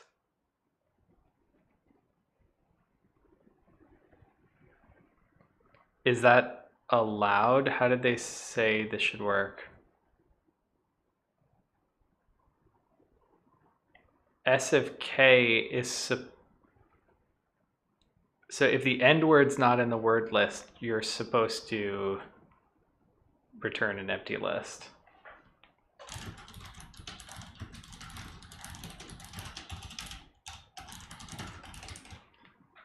And the weirdness with the begin word and the end word would go away if I were building my path in the other direction. So we might want to fix that if this works, just to make the code better. Okay, it works. It's slow, and we know a bunch of things we could do to make it better. So let's do a few of the things.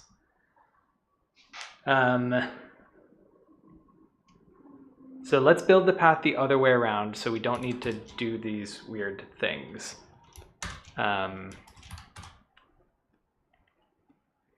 So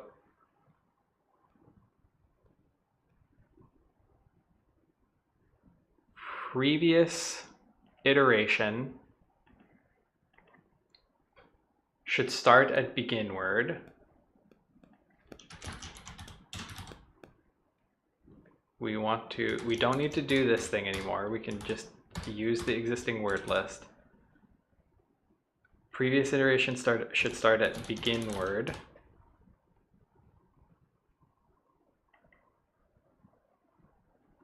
Paths from begin word is the one that should start with an empty list.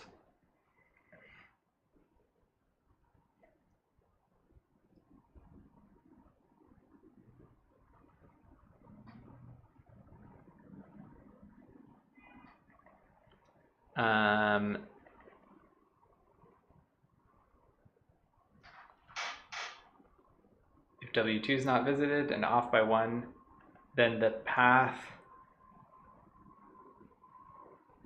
this part's still right. It's like a backwards path now. From W1 to W2. If there's no path from end word, you return nothing. Otherwise, starting at end word, if the first thing is not begin word, we build the path backwards. So word goes first, path goes last. Is it possible that this works?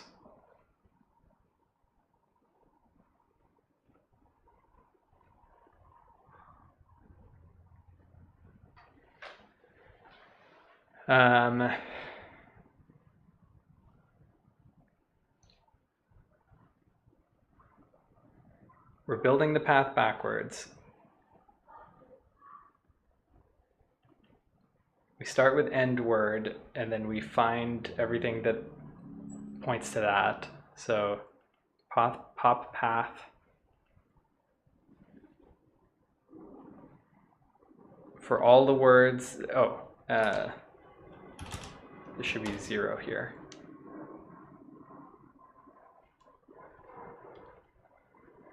Okay, this won't save any time. This just makes our edge cases a little less weird.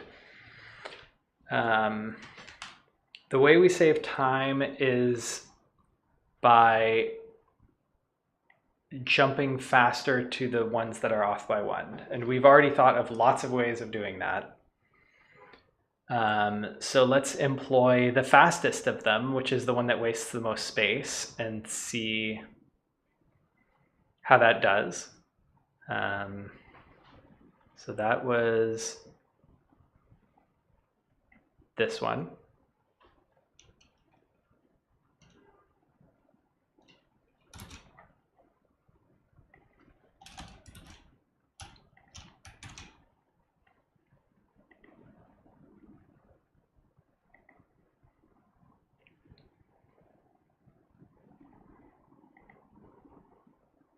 So this is the one that has the words without I.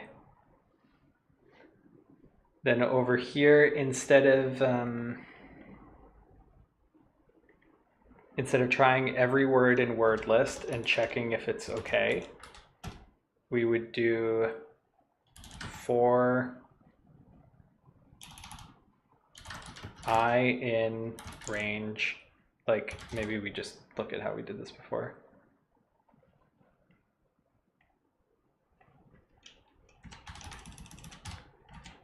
This is the relevant part.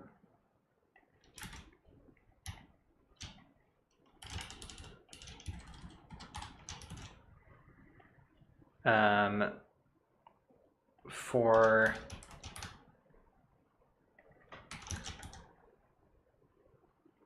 yeah, W2 is this. Does that work?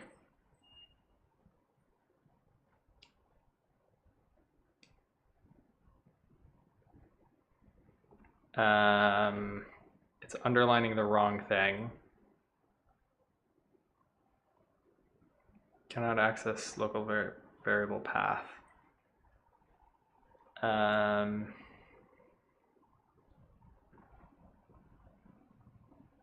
Yeah, this is not, here we are just calling it word.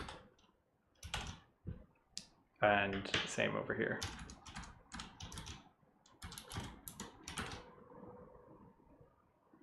Or no, we called it W1. We didn't even call it word.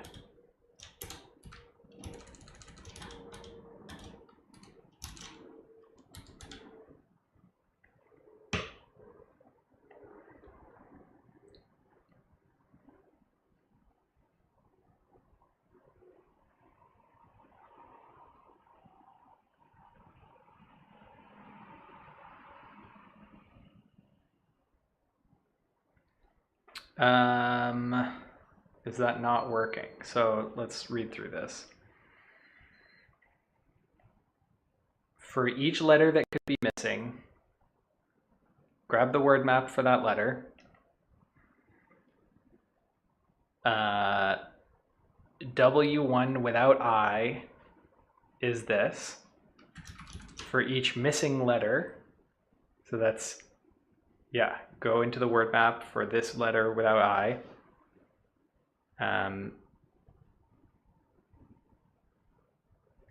W2 is this. This looks right. Why is my time limit exceeding?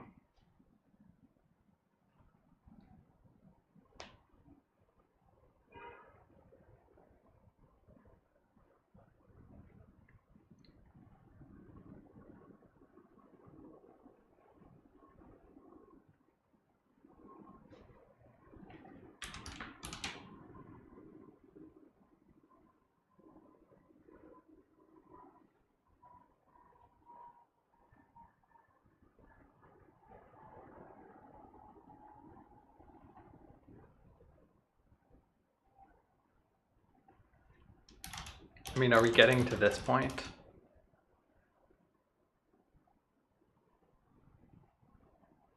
Yes. So this is the issue.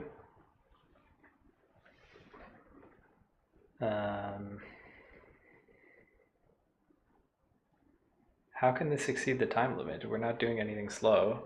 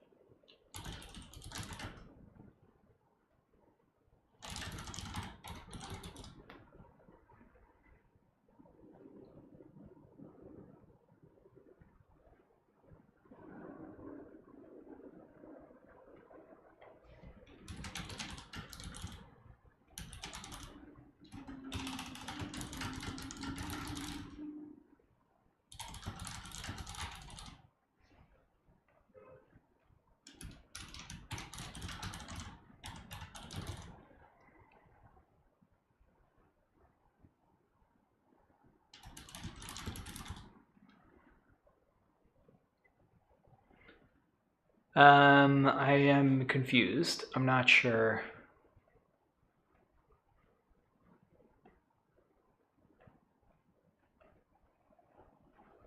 How this could have caused the runtime to exceed.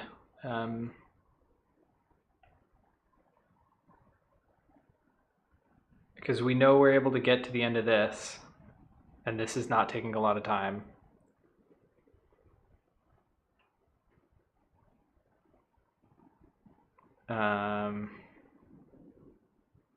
We know this works if I comment that out and I run this. Oh. I forgot to add back in the visited condition.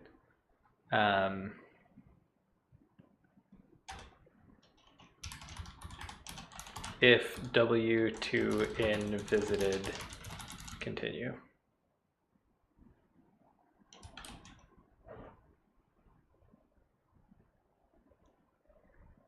Super fast. It should be very fast. It is very fast. Okay. Well.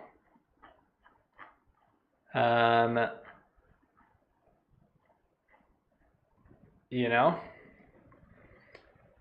we ended up doing something fast. What's our runtime? It is,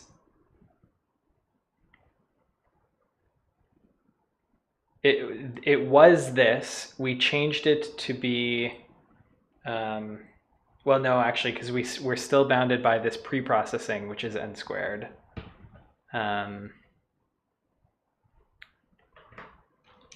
Let's think about the runtime here. So we pre-process.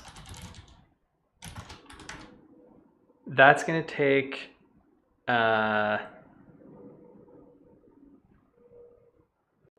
k, which is the number of letters. We're building a map for each of those. Each of the map is n big. So this is the amount of space.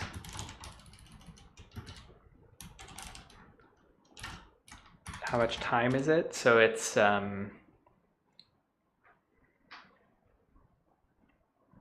also k times n.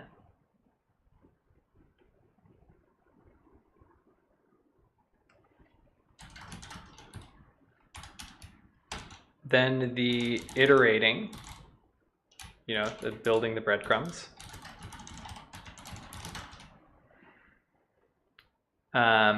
We have to do stuff m times. But we're only ever growing, like the amount, this outer loop doesn't really count because we never retrace our steps. So we can just say we go over each word once. So it's O of n times k. So we have to look at each letter that could be missing.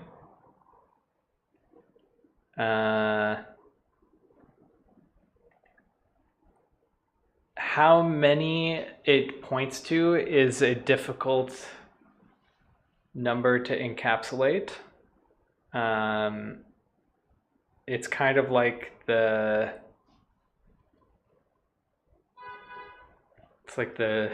branching amount. It's like how close all the words are to each other.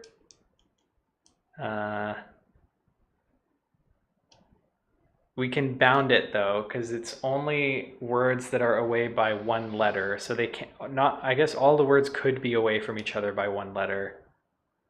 So we could call that n in the worst case.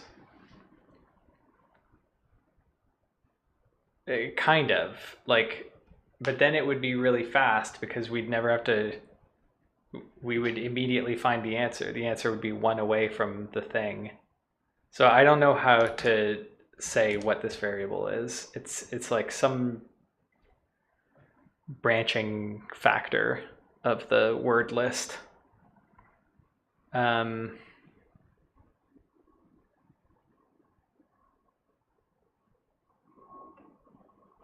Yeah, so we end up with k times n squared. Or possibly k times n, depending on how you count the branching factor. Then the last thing is building the paths. Oh, and this takes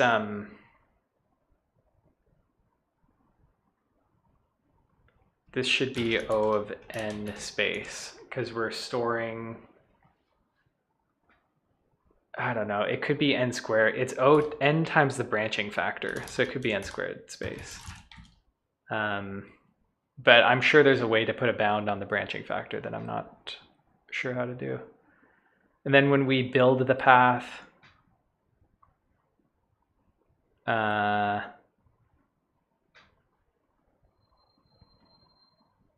we're multiplying stuff out.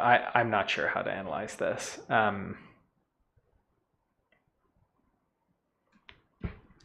We've got our breadcrumbs.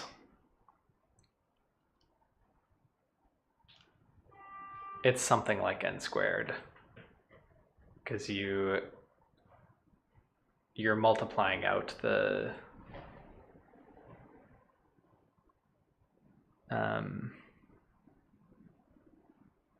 paths. Like yeah, I don't know how to analyze this. Okay, that took forever, but actually I want to see how people did this.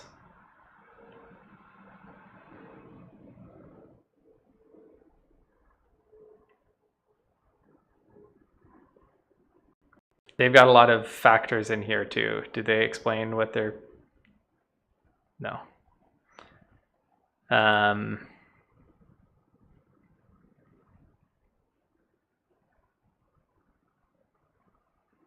This looks familiar. Inserting a letter in between.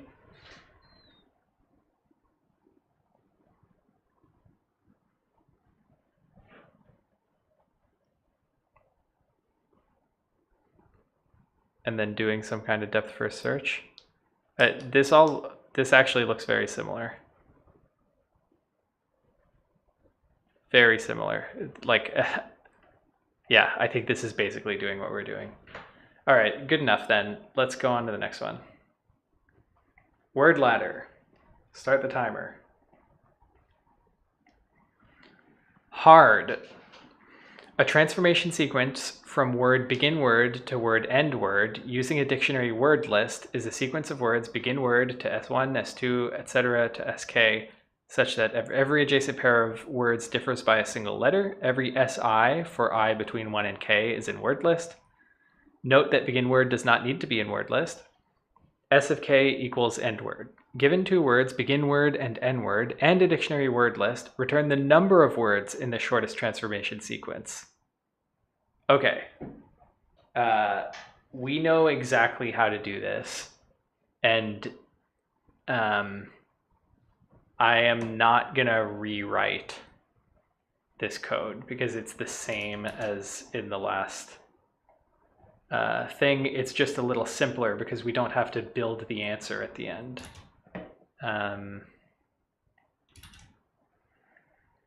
So we don't need to, the paths is, instead of storing the actual breadcrumb, it's just going to store an integer, which is the length of the path.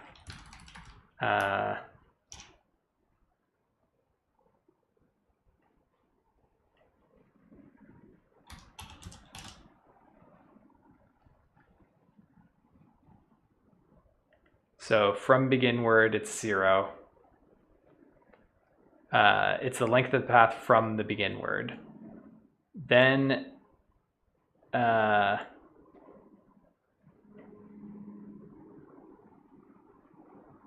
while there's no path to the end word,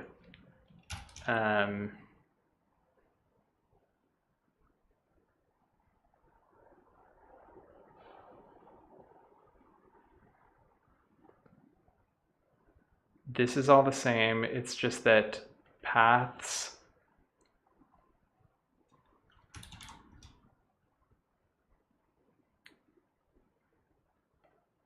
I guess I'm going to say, well, paths is not none because 0 is falsy, but 0 would count.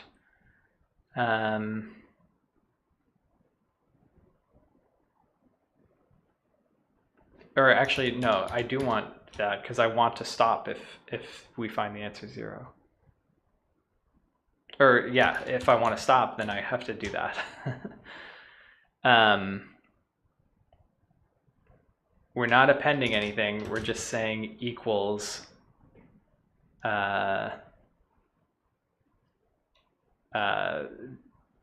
you know, depth plus 1. So paths of W1 plus 1.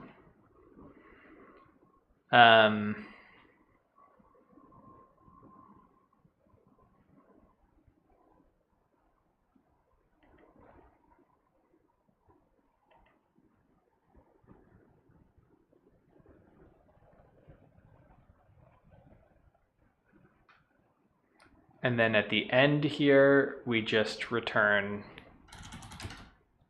paths from the end, end word.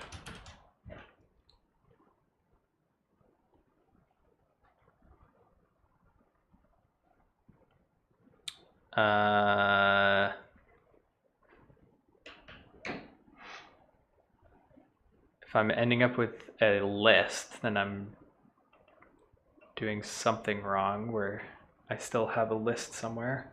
Oh, it's not, it shouldn't be a default dict of list. It should be a default dict of, it shouldn't be a default dict. It should just be a dict now.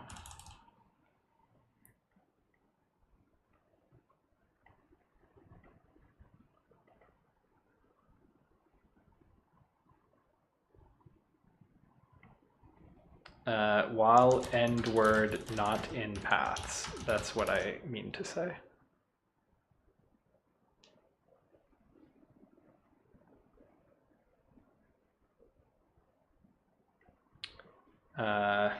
If end word in paths, else. So what am I supposed to return if there's no path? 0.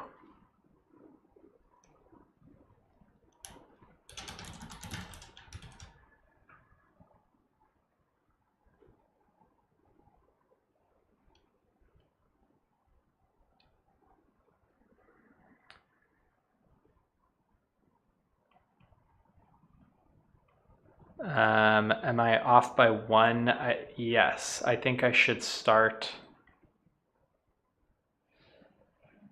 I think it should count as a path of length 1 if the path only has one thing in it. Okay, submit.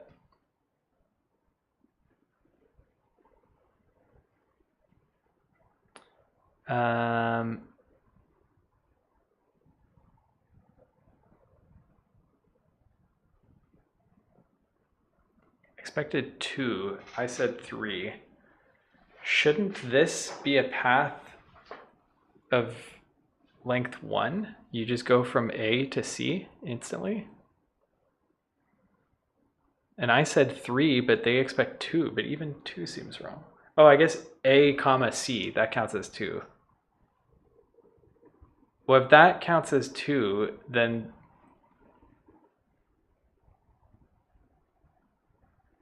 oh yeah, then this is right. How did I end up with 3?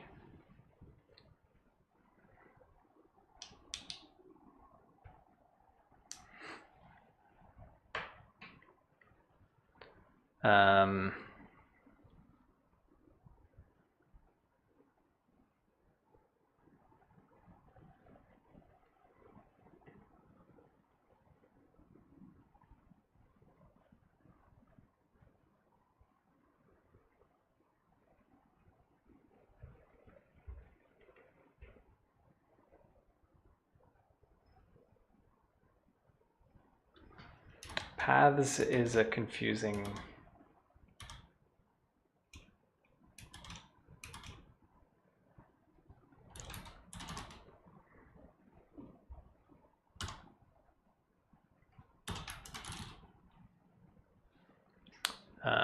name. I'm going to call it length from.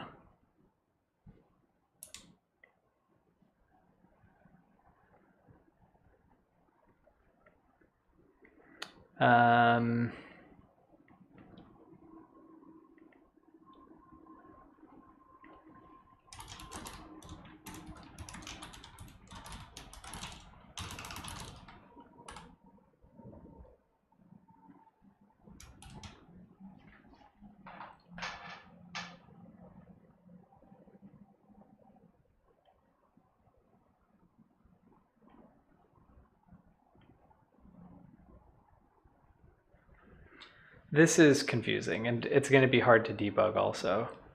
Why don't we print paths to start? Which is called length from.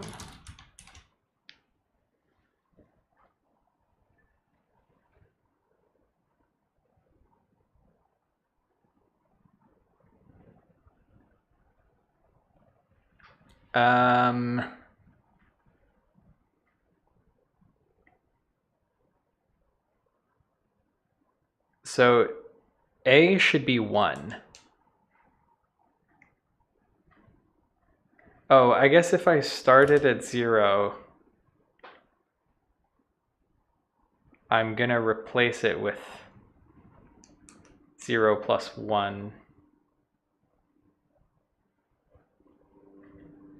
So, oops, I didn't mean to hit submit.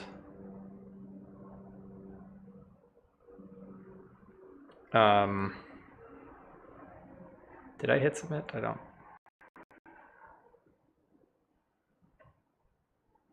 Okay, so this is back to working, and this looks right to me. And then case 1 is back to not working. And now I'm saying hit is a path of length 0, but I don't know how that's happening. Because it starts at 0, obviously. Oh, is this one of those things where it's not in word list, so I'm not updating it? It's not in word list.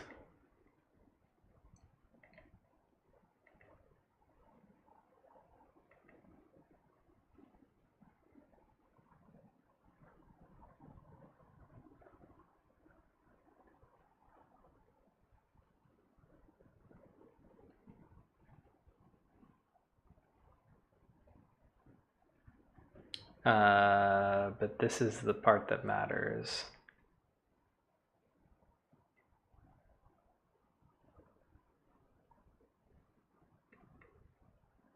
It should be in the previous iteration.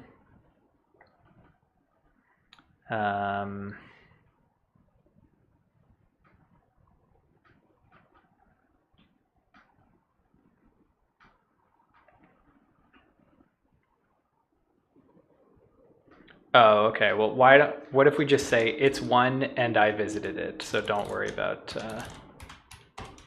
recalculating it. And then submit that.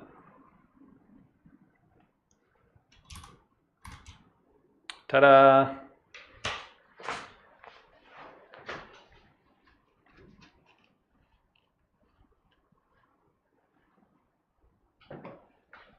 Right at the peak. All right.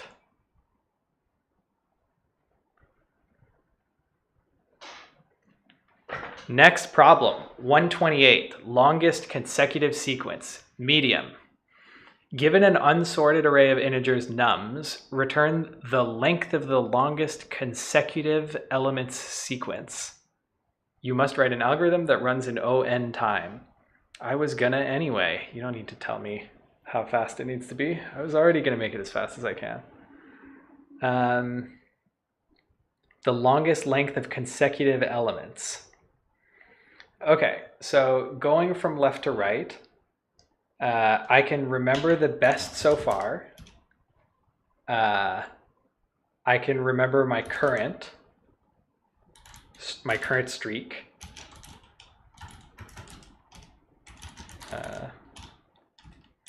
And then I can just, if ever my streak is better than my current, start the timer. Very important. Replace it. So for num in nums, I want to know if it's the same as the last one. So since I need to look at 2 at a time, I do for I in range len of nums. If I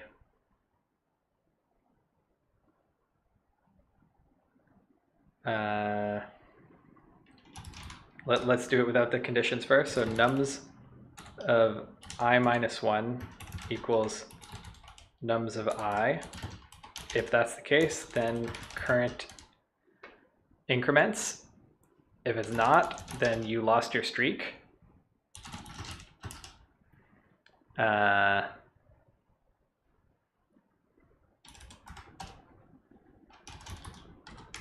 And before losing your streak, best equals max of best and cur. And then at the end, return max of best and cur. In case we were still on a streak at the end. Now, this won't work on the first element. So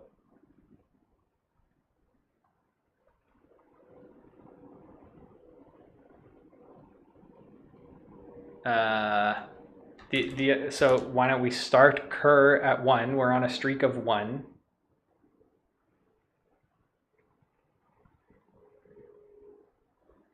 Or let's do 0. I guess we always have to know that the streak is 1 more than what we think it is.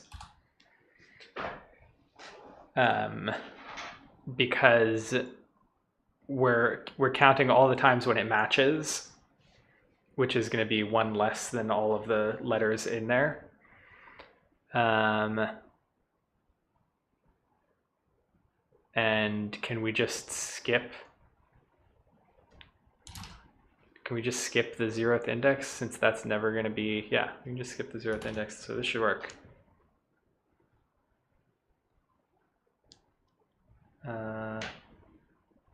Oh, I've completely misunderstood what we're trying to figure out.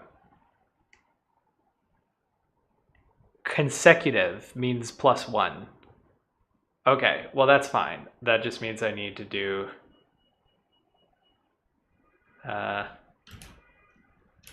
this.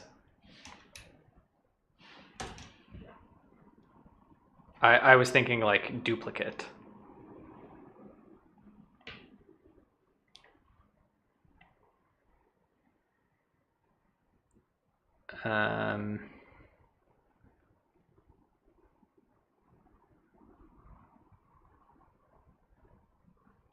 Okay, I actually need to just reread the problem because I don't see any consecutive streaks here.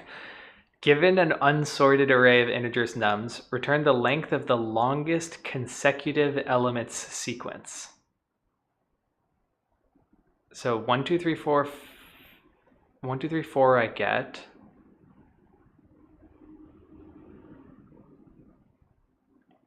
Where's the consecutive elements here? Am I going crazy? What does consecutive elements mean?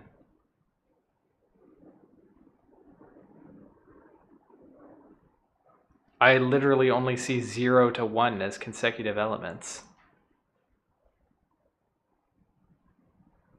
Return the length of the longest consecutive elements sequence.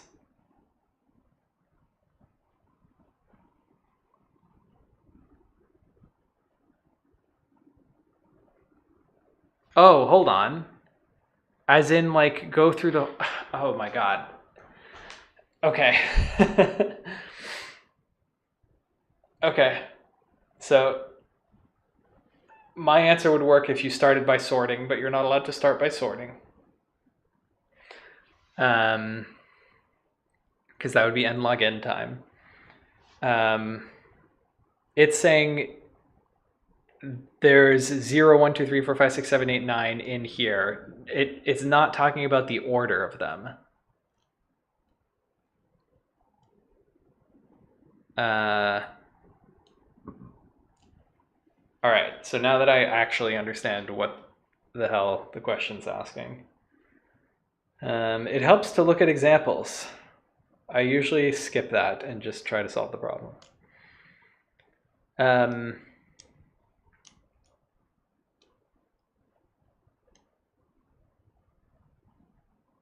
So how could I do this in ON?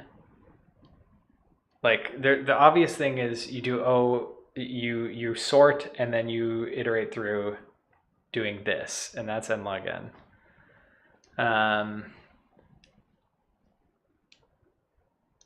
Another slow thing you can do is for each number, see if it's the start of a sequence. So for each number, go through the list and try to find, if you're on 1, go try to find 2, 3, 4, 5. But that's crazy, and it doesn't work. The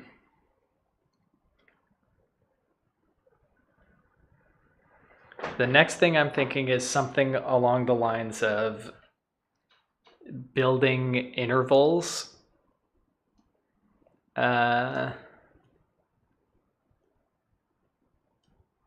And then we do like some complicated thing to merge intervals as we go, and then at the end we return the length of the largest interval.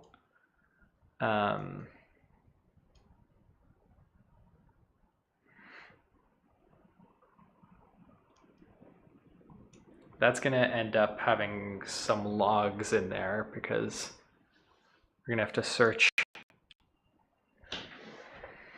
for the start and end intervals in our data structure of intervals. Run an algorithm that runs in ON time. So how could we do this by just going through the list once?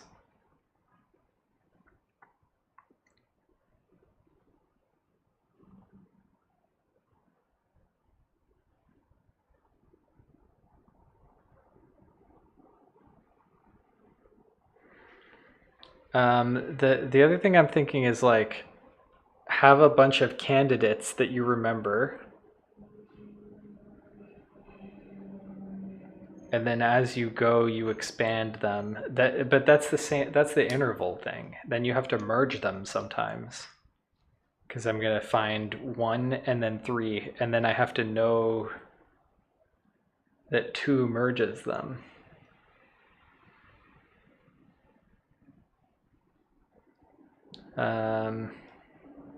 Is that okay though? Is that, can we do that quickly?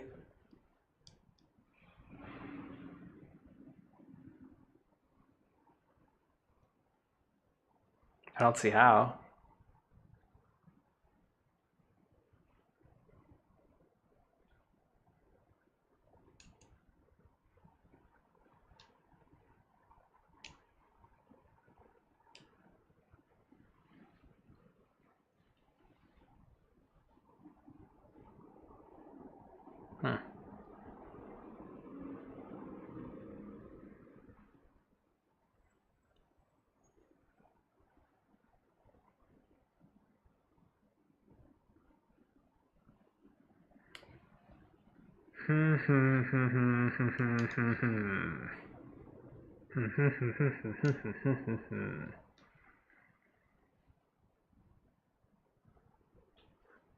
How do you do this? It's rated as medium, so it can't be that hard, but how can you do this? By just going through once.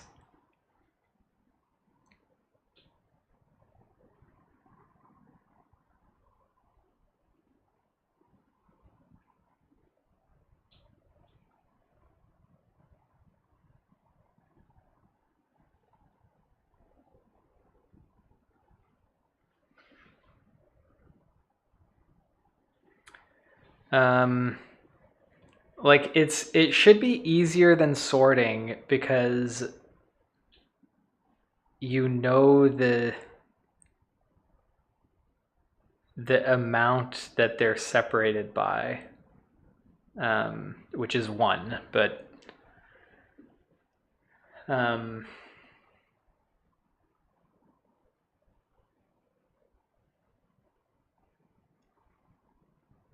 not sure if that makes sense.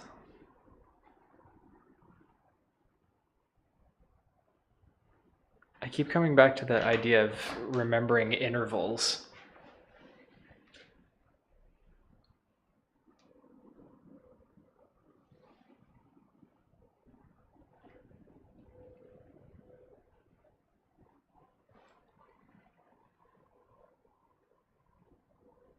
Oh.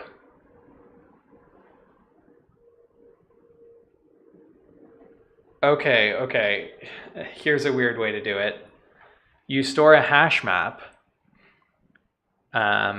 because I know which things I'm looking for. So I go through once to convert this into a hash map.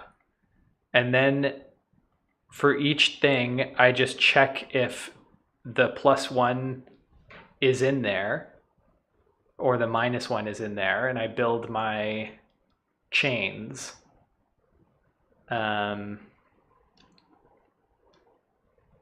I know what I'm looking for, so I can quickly find it. It's not like I have to go through the list and see what's the next largest thing, which would take some logs. So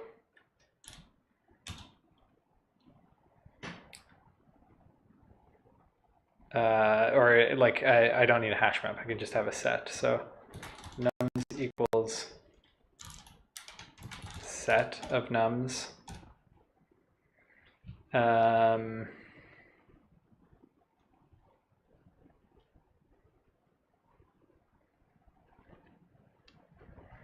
Let me just write this out. This doesn't make sense, but for num in nums, for each one, I want to check if it's the bottom of the chain. The problem is this might be n squared if I go through these in the wrong order.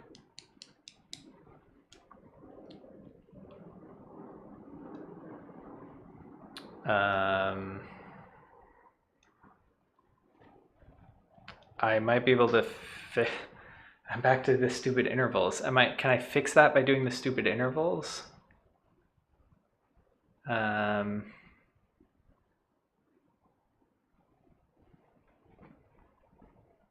Yeah, actually.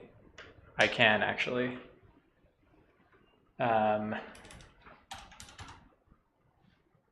So chains equals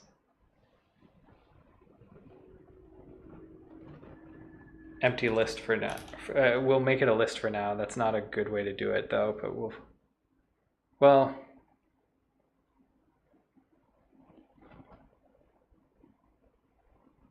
no, this is also n squared. Unless I pop stuff out. Yes, if I pop stuff out, then it's not going to be n squared. Okay. Chain equals empty list. We don't even need to remember the chain. We just need to know the length of it. Best equals 0. If num +1 in nums, best plus equals 1. We can start best at 1 because we know it starts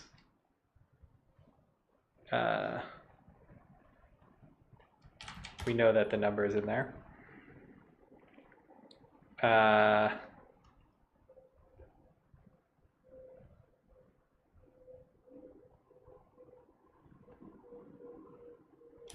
How do I say this? It's like I want to take the first number, explore the chain that it creates, and then once I'm done, so it's going to be while nums nums dot pop like just give me whatever the first thing is. Num equals this. You can't do pop, right? You can't pop from a set.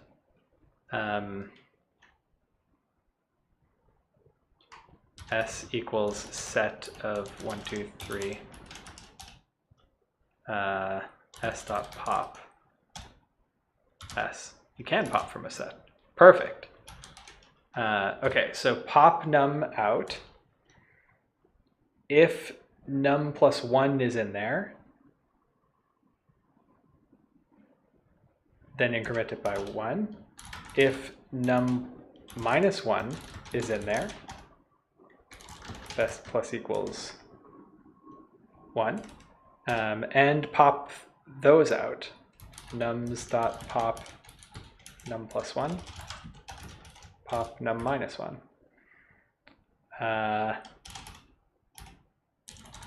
Return best.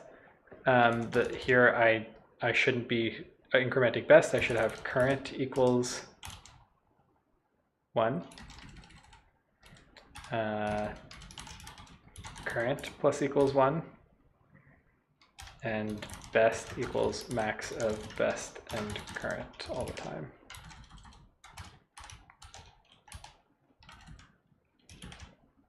Boom.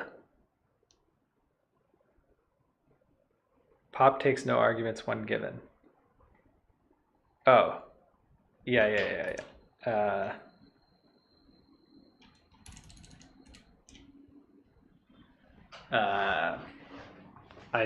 I want to remove the, so I wanted,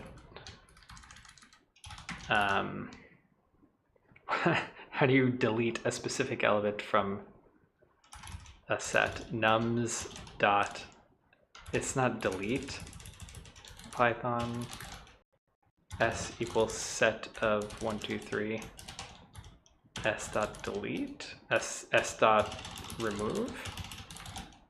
Yeah, okay. S dot remove num plus 1 and minus 1. Come on, big money, big money. Huh.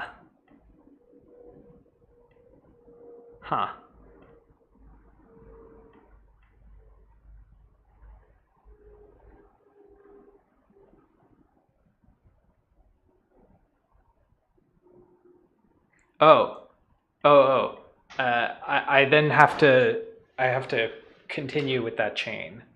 So I need to remember my 2 endpoints. So Q equals, or let's do start and end equals, you know, none and none. Or yeah, let's do that here. Equals num and num.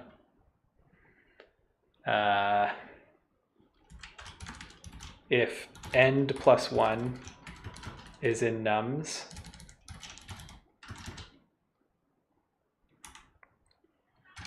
then increment end.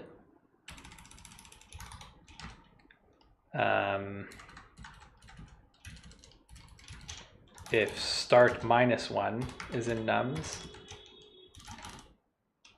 increment start, and best is end minus start. That's the length of this chain.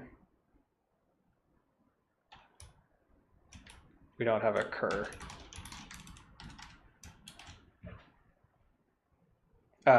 Start should be minus equals 1. And this should be start minus 1.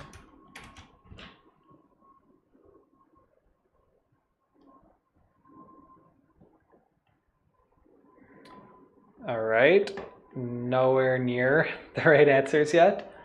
So start and end, start on whatever this number is, which we've taken out of the set.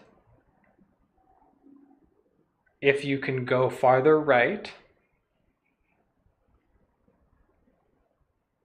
then, I just need a while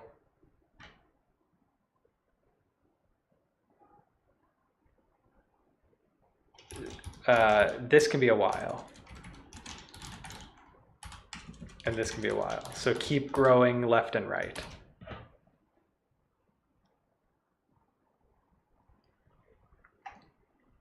Okay, we're getting there. I can feel it. I can feel it. Even though it's the same answer every time, the same wrong answer we keep giving, we're going to get the right answer this time. Watch this.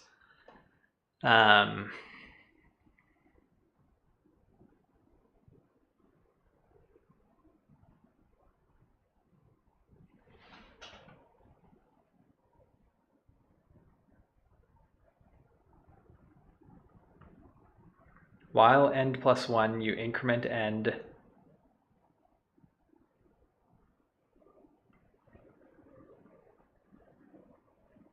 Oh, I'm doing this in the wrong order. I can't be... yeah, okay. Okay. Now we just need a simple plus 1 on there.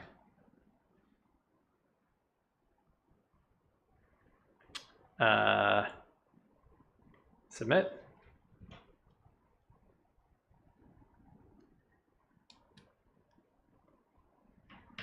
Of course, they would do this to us. If not nums, return 0.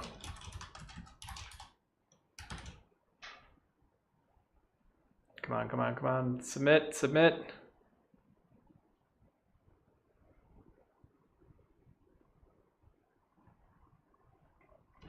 Start best at 0. It doesn't matter what best starts at. Ta-da! Next problem. 129. Start the timer. Sum root to leaf numbers, medium. You are given the root of a binary tree containing digits from 0 to 9 only. Each root to leaf path in the tree represents a number. For example, the root to leaf path 123 represents the number 123. Return the total sum of all root to leaf numbers. Test cases are generated so that the answer will fit in a 32-bit integer. A leaf node is a node with no children. Okay, so it's 1 plus 2 plus 1 plus 3. Or no, sorry, it's 12 plus 13.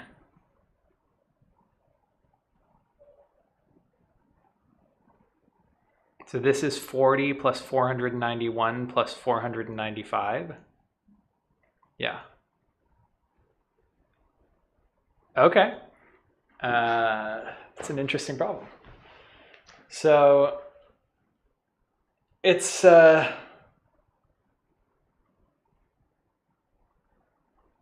actually, it's a very simple problem now that I think about it, because it's a really simple dynamic programming thing.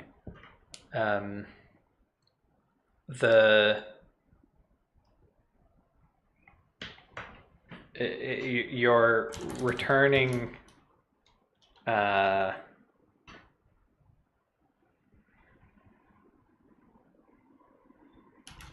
something plus, so something plus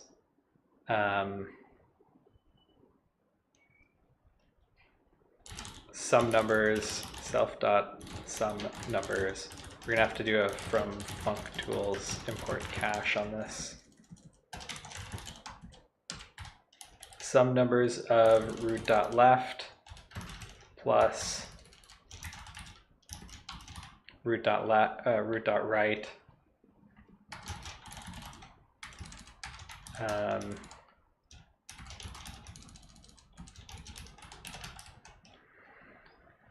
So the value of the node doesn't change. This something changes. Oh, yeah. Actually, it's not this simple. Because the value...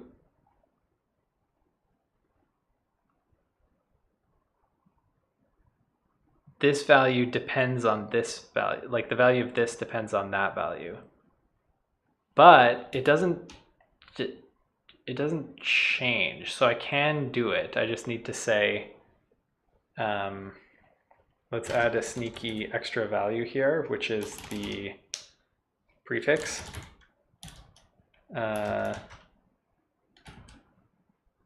Let's just do it as a string.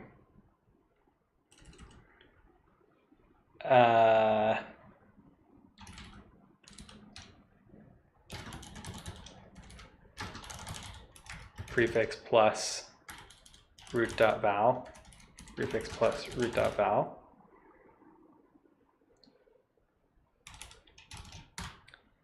And then there's actually no extra contribution from myself. It's just the sum of my two children, yeah. My contribution goes down into the children. Then we have a base case. So if not root, return into prefix and just convert the string to an integer. Is this literally it?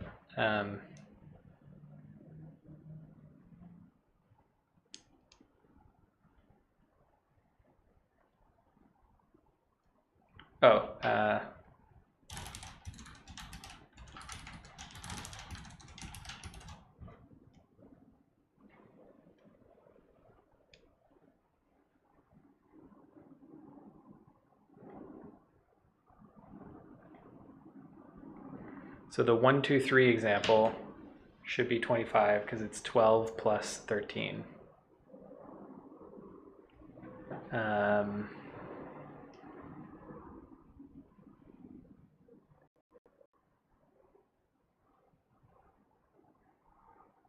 I'm getting more than that because I'm counting each empty child here. Is this even a binary tree? It is binary, okay. I'm counting each empty child as a thing. My base case shouldn't be empty nodes, it should be leaf nodes. So if not root.left and not root.right. And they're probably going to give me this an edge case of if there's actually no root.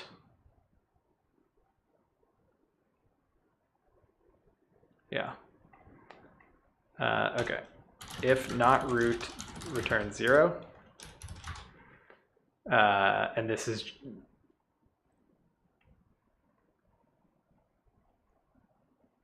yeah. And then the actual base case is if you're a leaf node, return this. So I think this will actually work.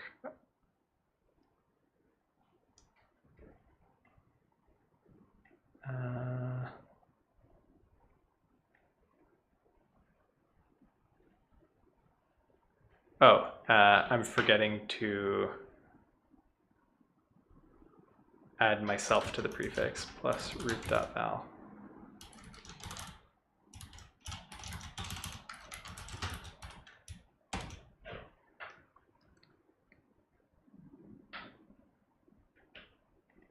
Prefix is a string. This is not a string. String of root.val. All right, this will work. Guaranteed. Guaranteed. There it is. Submit.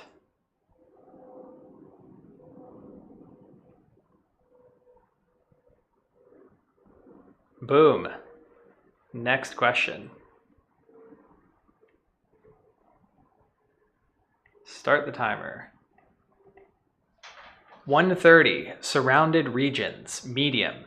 You are given an m by n matrix board containing letters X and O. Capture regions that are surrounded. Bullet point 1, connect. A cell is connected to adjacent cells horizontally or vertically. Bullet point 2, region. To form a region, connect every O cell. Bullet point 3, surround. The region is surrounded with X cells if you can connect the region with X cells and none of the region cells are on the edge of the board. To capture a surrounded region, replace all O's with X's in place within the original board. You do not need to return anything. I don't know what that means.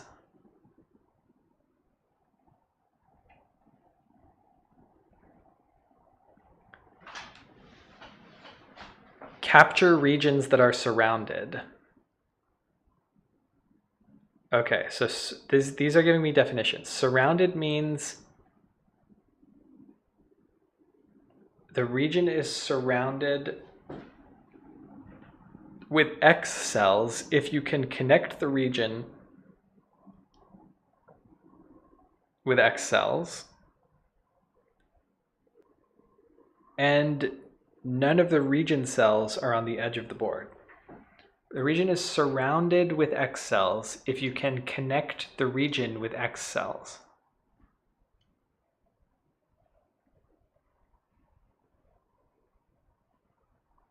Okay, so a region has to be zeros and you can only surround, or O's, and you can only surround with X's. Like this example, I have the intuition for what surrounded means, obviously. It means that there's X's all around it. If you can connect the region,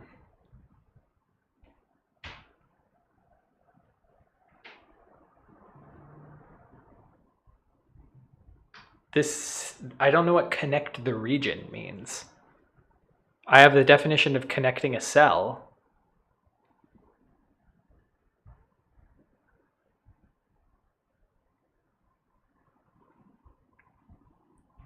Like, I guess I'm thinking it means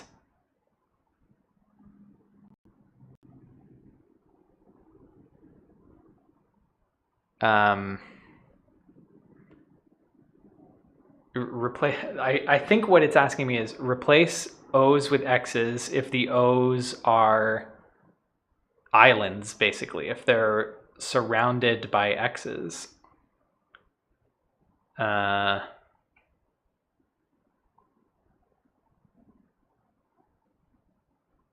So I think another way to say that is from an O, replace it with an X if there's no way to the edge of the board going through other O's.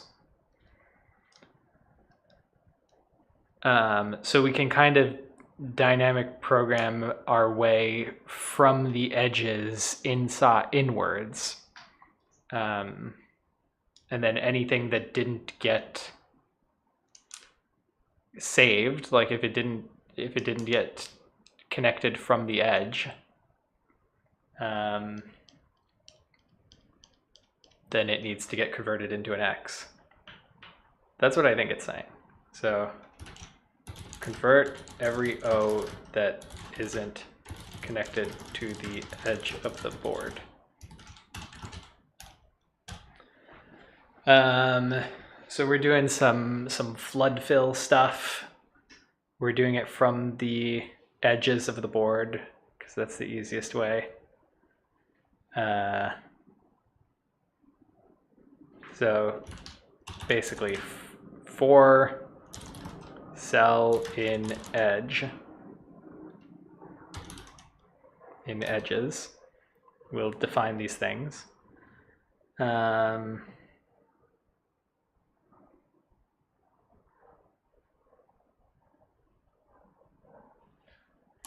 For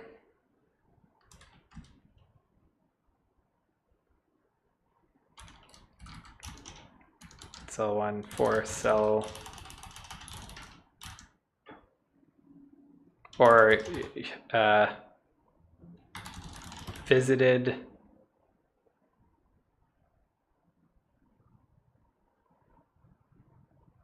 equals whatever, q equals whatever, while q cell q.pop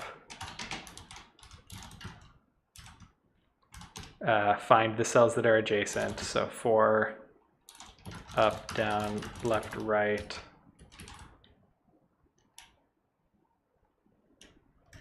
From cell, like this is pseudocode obviously, but this is pretty close to what it's actually going to be, where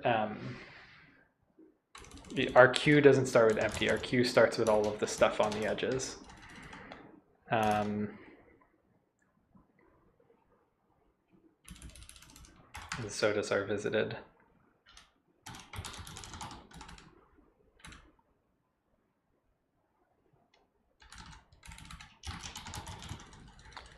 And then for all the cells that are adjacent, so for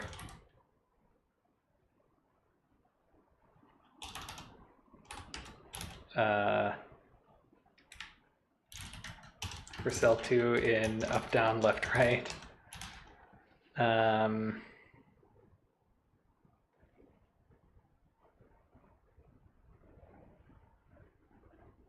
we want to remember that we should not convert those. Do not convert.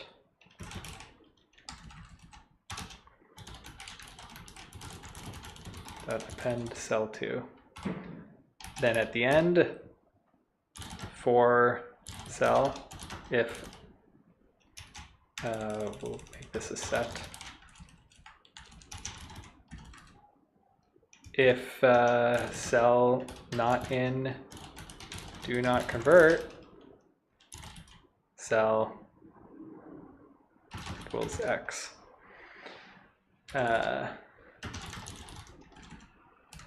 Okay, now let's make this not pseudocode. So edges, let's define those. So that's for I in range len of board,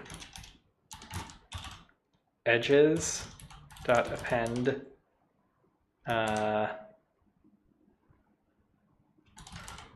I 0, 0 I,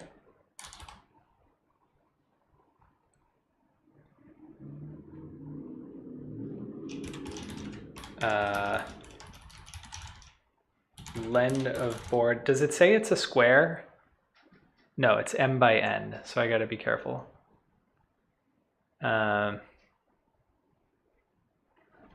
So let's be a bit more careful. So this, if this is len of board, then I can only iterate up to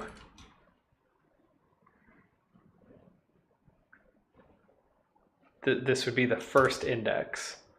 So edges.append I0 and I of len of board -1.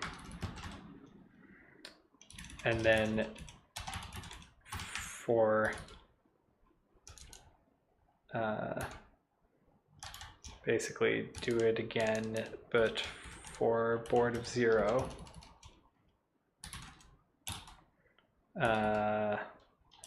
do it the other way, the other index. So J is over here, len of whatever, and then J. So that's our edges. Visited is going to be a set.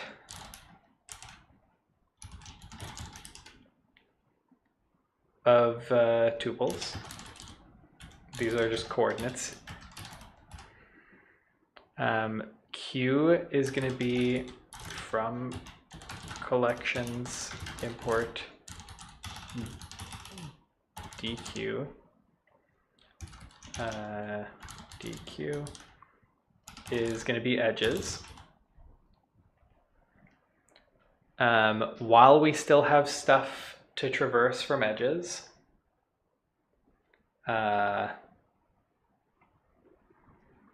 ij equals q.pop. So this is the cell we're looking at.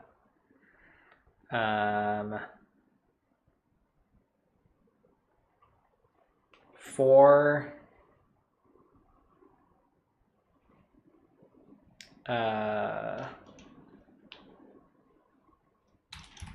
trying to not make it too confusing by having I1, J1, J2.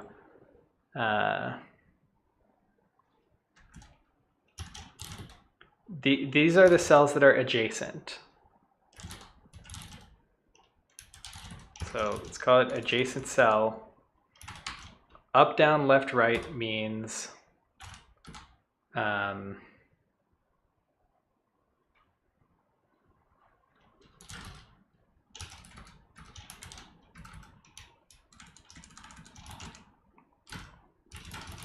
this +1, -1, +1, -1. So those are the adjacent cells. And then if this cell is actually valid, so if adjacent cell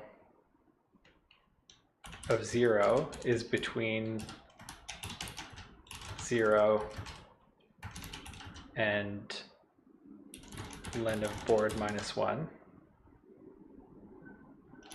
and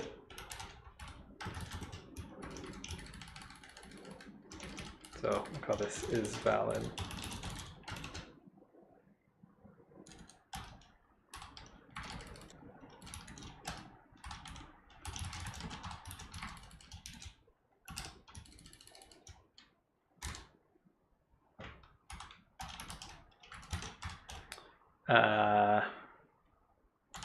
So if this is a real cell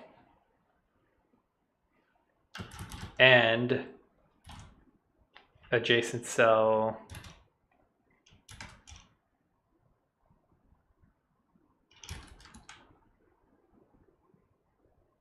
well, yeah.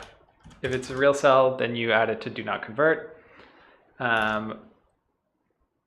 If adjacent cell not in visited, then we also add it to the queue. Queue.append adjacent cell.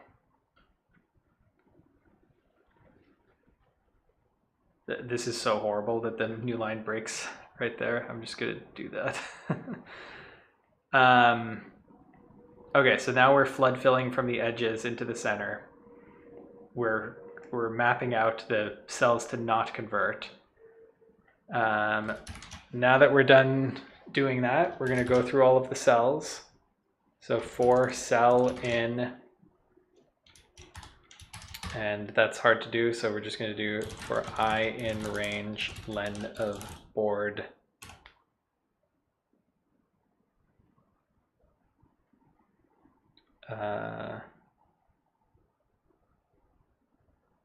len of board. For j in range len of board of 0.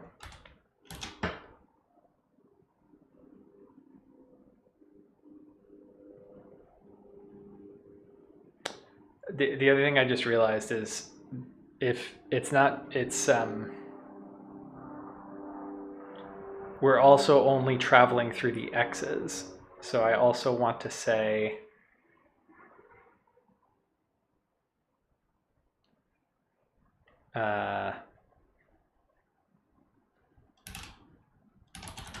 for ij in edges, if board of ij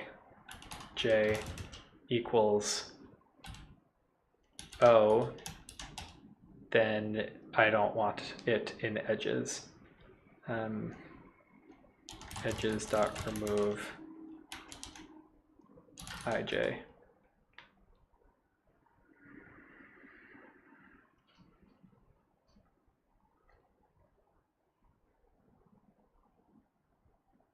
I can do better than that. Let's just not add them. If board of I0 equals x, then you append it.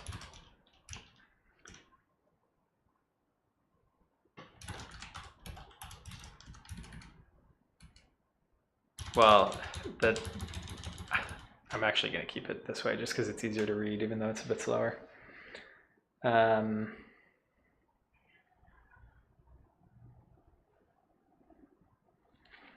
So if it's valid and board of, it's not ij that I care about, it's adjacent cell. Let's make that part of is valid.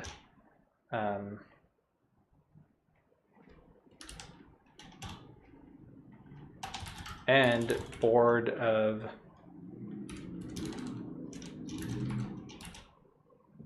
adjacent cell 0, adjacent cell 1 is x. Then don't convert it and also keep exploring. All right, then let's convert those into x's. So for I, for j, if ij not in do not convert, then board of ij equals x. Run.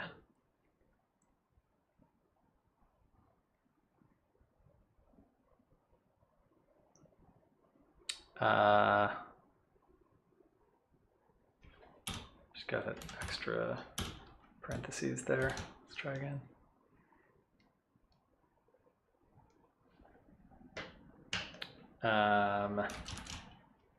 I didn't call this cell 2, I called this adjacent cell.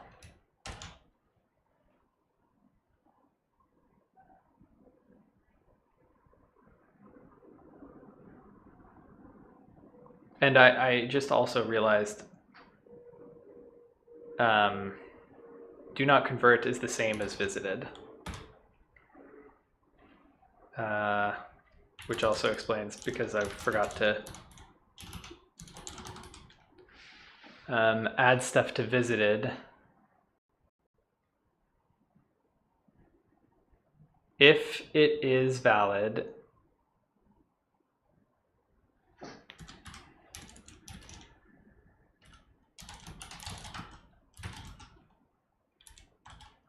and you're not in visited, then add it to visited and append it to the list.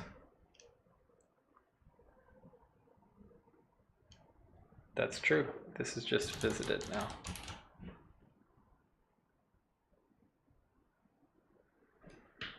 Okay.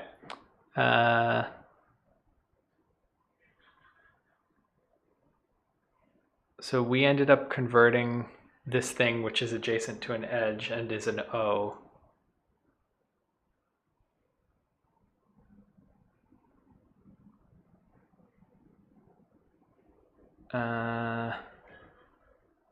I mean, it's not supposed to be in the initial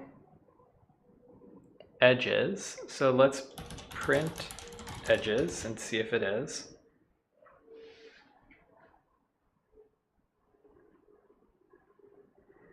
So this is 0, 1, 2,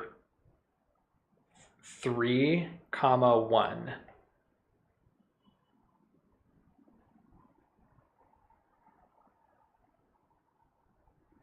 We've got 3, 0,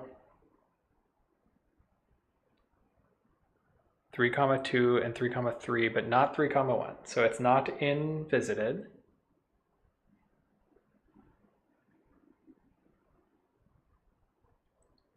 Or sorry, it's not in edges. Does it end up in visited, even though we're only supposed to be looking at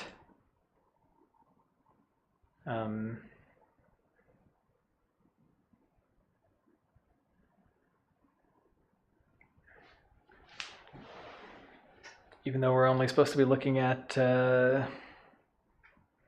x's? Let's see. Print visited.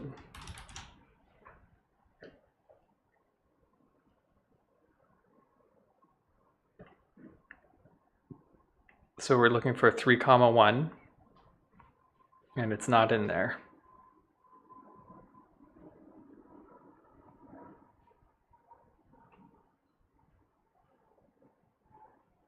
Which is good, it's not supposed to be there. So how does it end up getting modified if ij not invisited. Oh.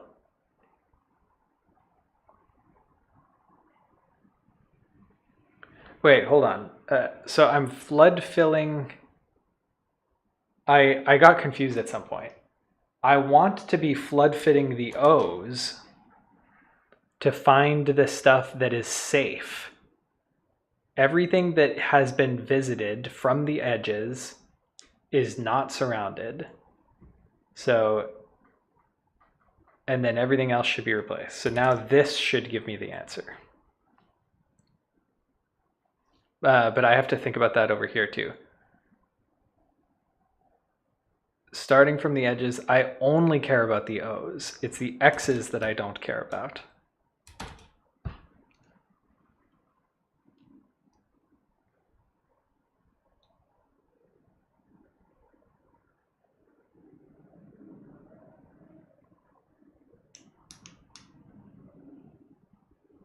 But that fixed this, but I didn't end up replacing, or wait, yeah, I didn't end up replacing these guys that are surrounded. So let's look at the first of them. This is 0, 1, 0, 1. So 1, 1 is surrounded. I have it not as an edge, which obviously makes sense. I have it in visited, which it shouldn't be. I don't know how it got to be visited. And edges is too big. Edges should only be the O's on an edge.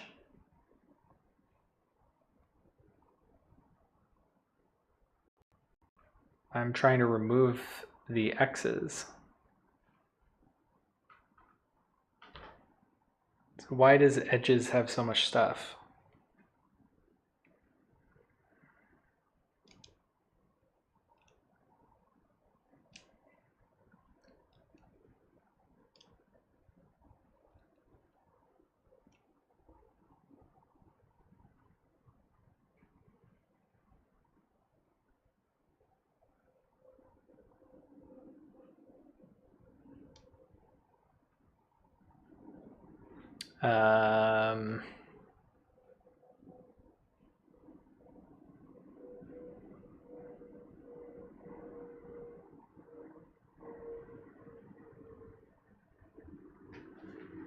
I don't know, but I do know that this could be faster.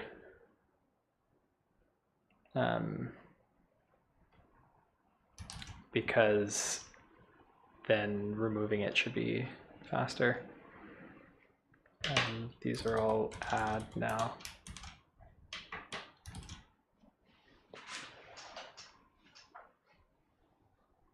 Set changed size during iteration. That's true.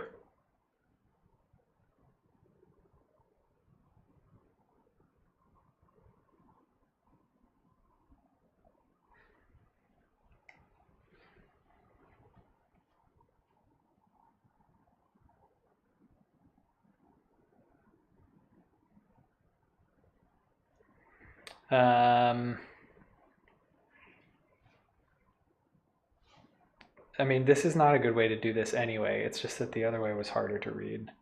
So edges,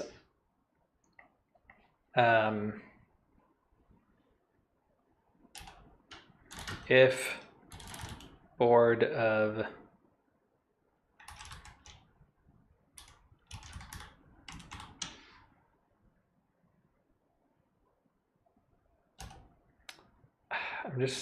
I'm trying to think of a non-crazy way to do this.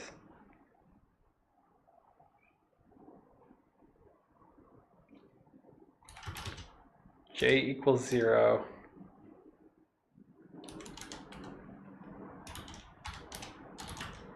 If board of ij equals O, then you add it. Edges.add ij. Then you do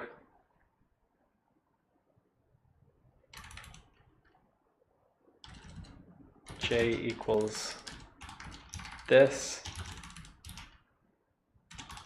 and you do this again. Here we can just do def add ij.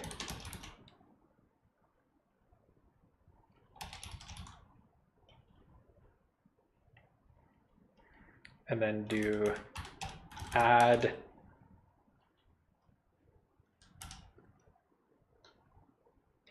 I0.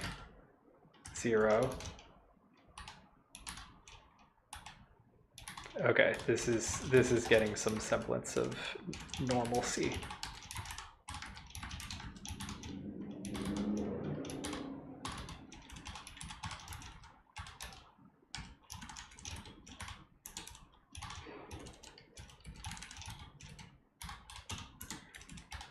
Okay, I don't need this anymore. Submit that without the printing. Well, I got a wrong answer, so maybe we can look at what we printed.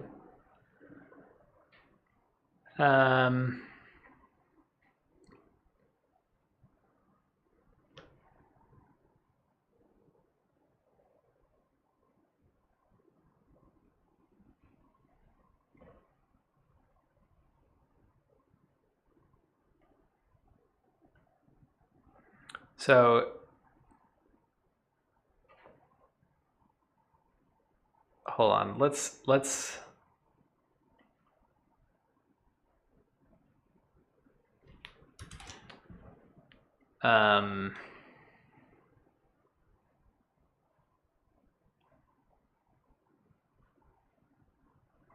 review our code for a second. So I think we should only be adding zeros to our starting list of edges.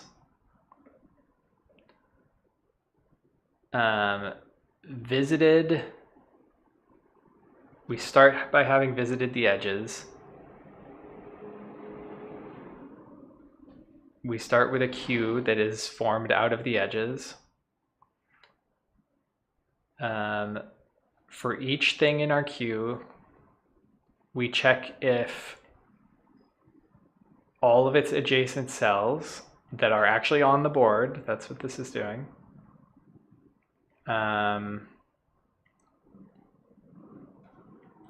This is easier to read because it's less stuff. That are actually on the board and that are O's.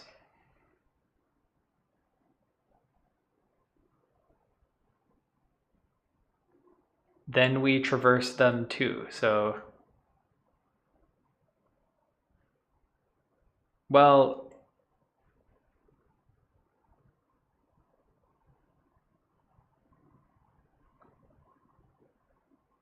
yeah.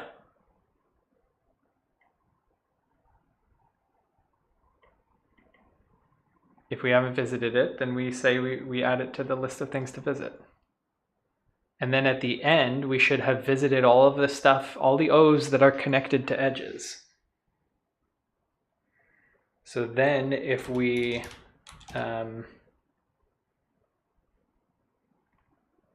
convert everything else into an X,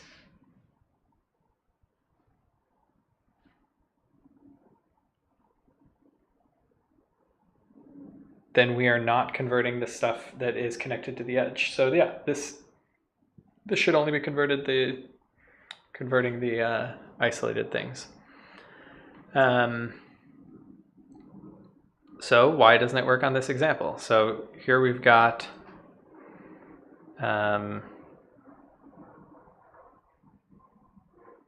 0, 1, 2. So number 2, and then 0, 1, 2, 3. 2, 3. We are saying it got visited, but it shouldn't have been visited. Can I make, no. Let's see what this looks like.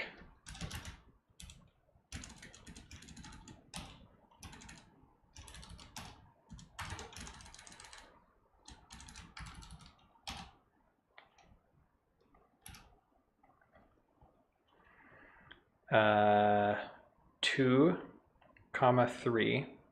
We're saying this got visited. This didn't get visited. This shouldn't have been visited. So how did we get it to be visited?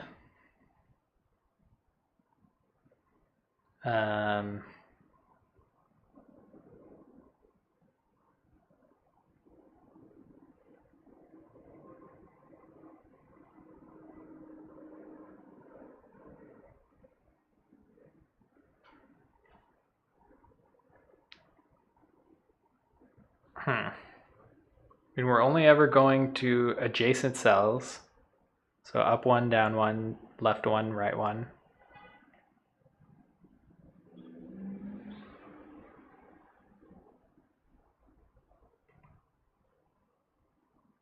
We only ever add stuff to visited if it is valid, which means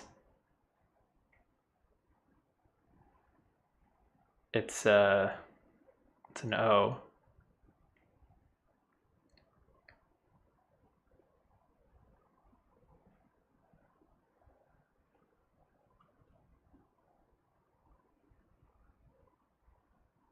It shouldn't have started in edges, right? We're looking for 0, 1, 2, comma 0, 1, 2, 3, 2, comma 3.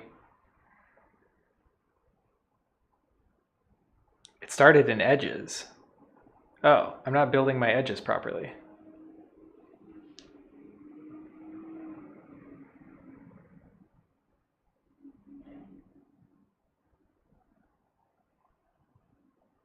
Yeah, that's true. This needs to be board of 0 here.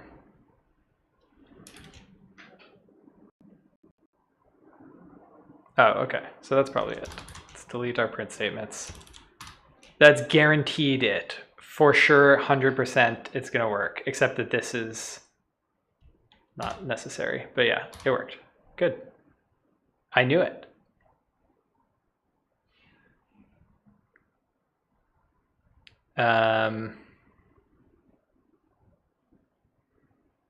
And I'm sure this is optimal. This is just flood filling from the edges.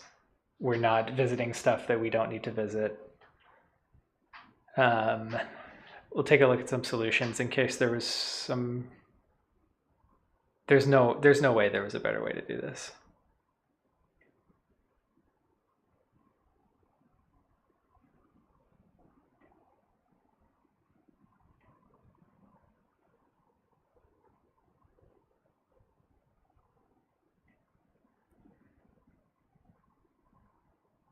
What is this?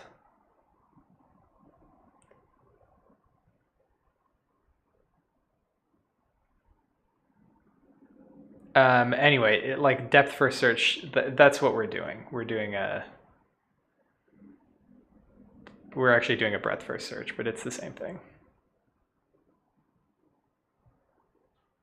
Actually, we're doing depth first search because we're popping from the same side as we're inserting. It doesn't matter though, because we're traversing the whole tree either way. All right, that's it. Another 5 done. Thanks for watching.